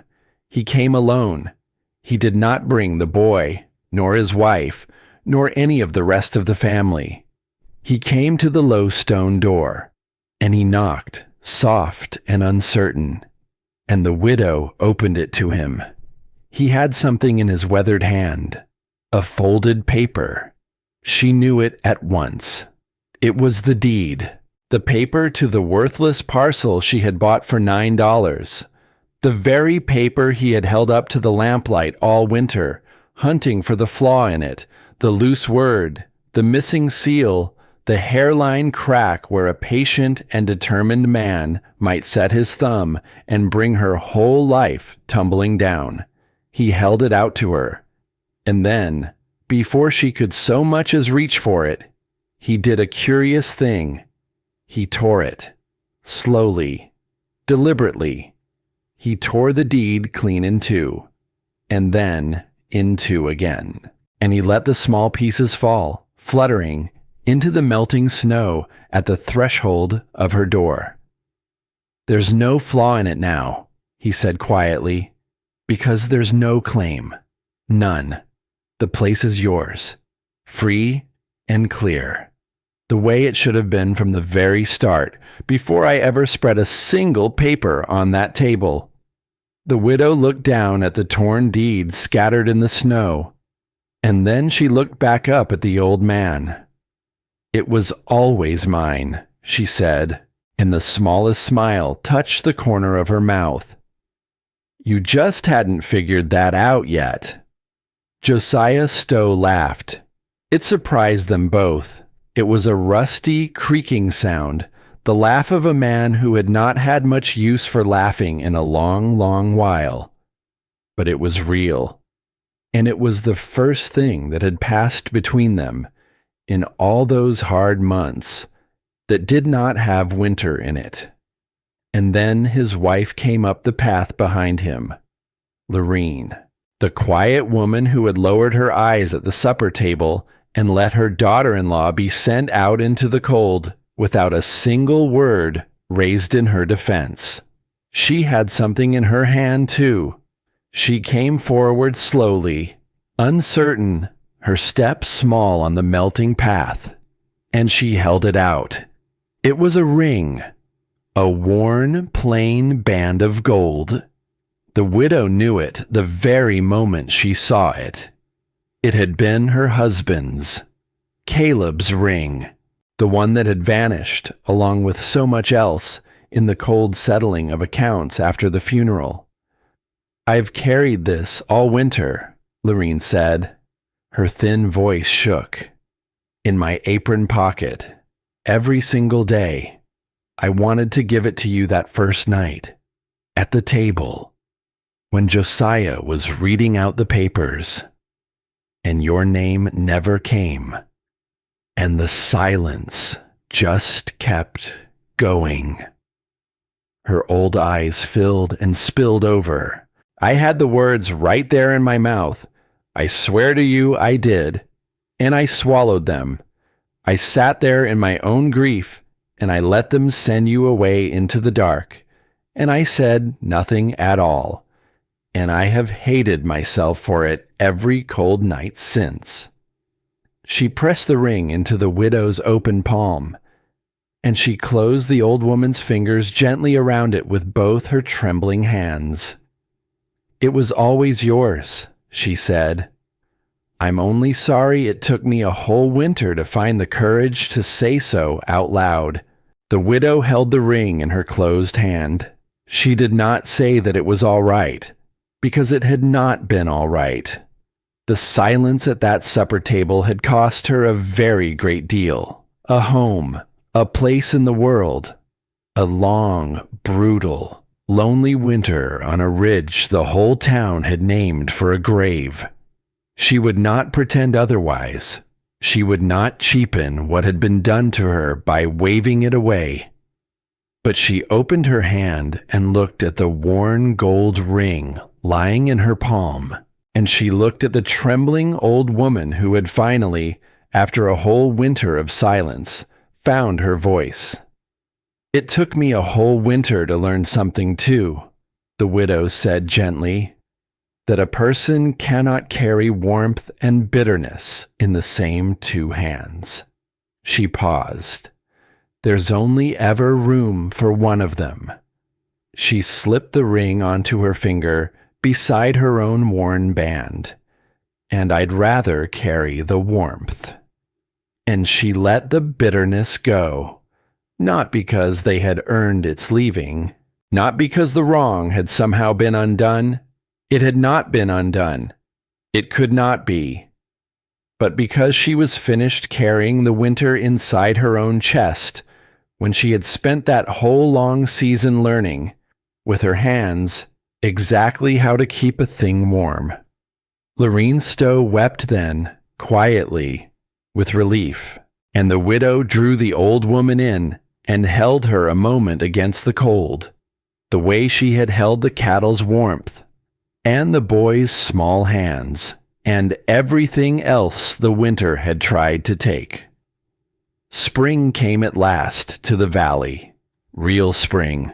Green appeared along the creek banks, in soft, uncertain, hopeful patches. The snow drew back from the southern slopes. The hard, frozen ground softened underfoot, and the long, grim season of mere survival gave way, at last, to the gentler season of work. And one quiet morning, when the worst was well behind them all, the widow climbed the ridge alone. The wind was calm. The sky was clear and high and very blue. Ash lay stretched across a patch of sun near the entrance, his old body resting on the warm stone, his gray muzzle settled on his paws. The dog lifted his head as she came near, and then he settled it back down, easy and content, into the warmth.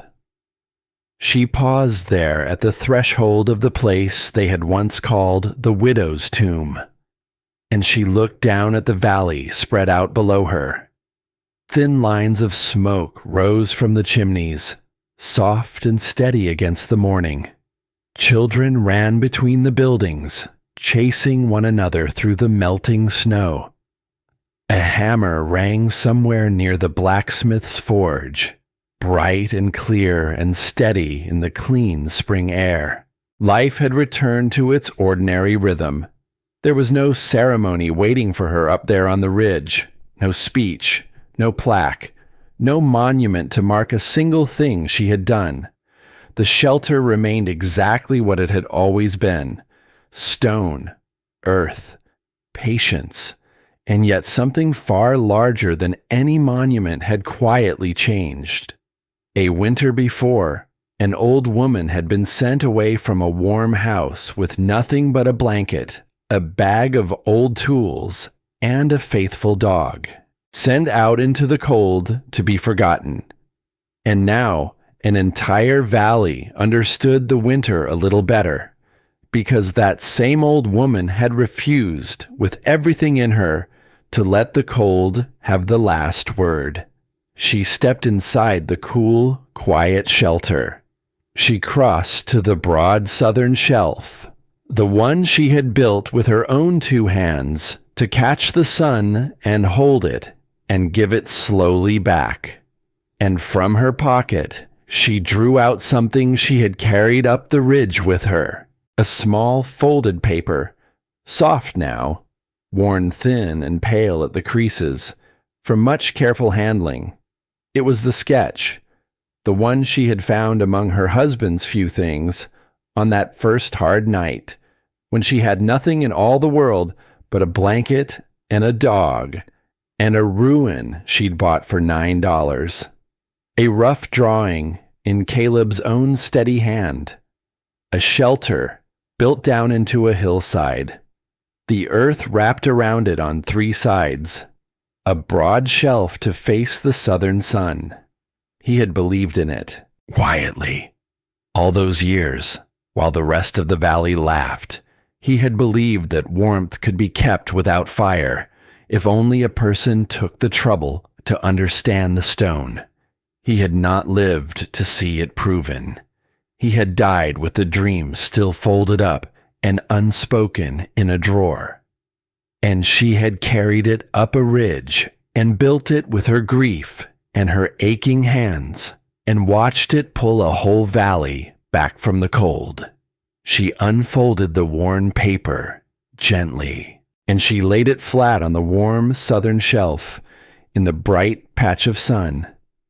"You were right," she said softly, to the empty room, to the man who was not there, and somehow was. "It keeps what it's given." She rested her weathered hand on the warm stone beside the paper, and she let it lie there a long, long moment, the way her father had once taught her to do, when she was a small girl in a high country far away, learning to feel the warmth a stone could hold. She did not weep. The time for weeping had passed, along with the winter. What she felt now was something steadier, something warmer, a quiet that was not the quiet of loneliness at all. It was the quiet of a thing finally finished, and finished well. Outside, Ash sighed in his sleep in the spring sun, an old dog with nothing left to guard against.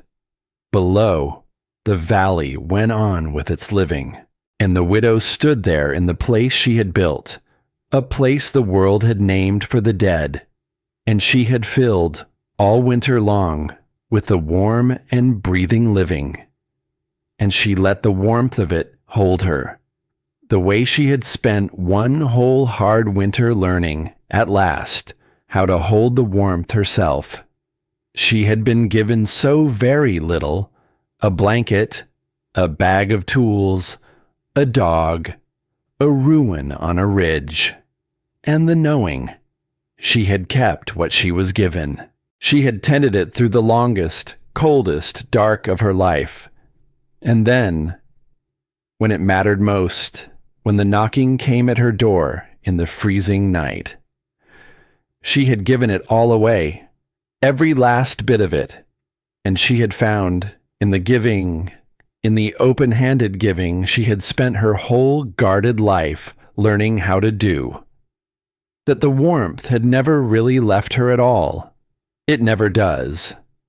That is the one thing the stone had been trying to teach her all along. The warmth you keep for yourself fades by morning, but the warmth you give away, that is the warmth that lasts.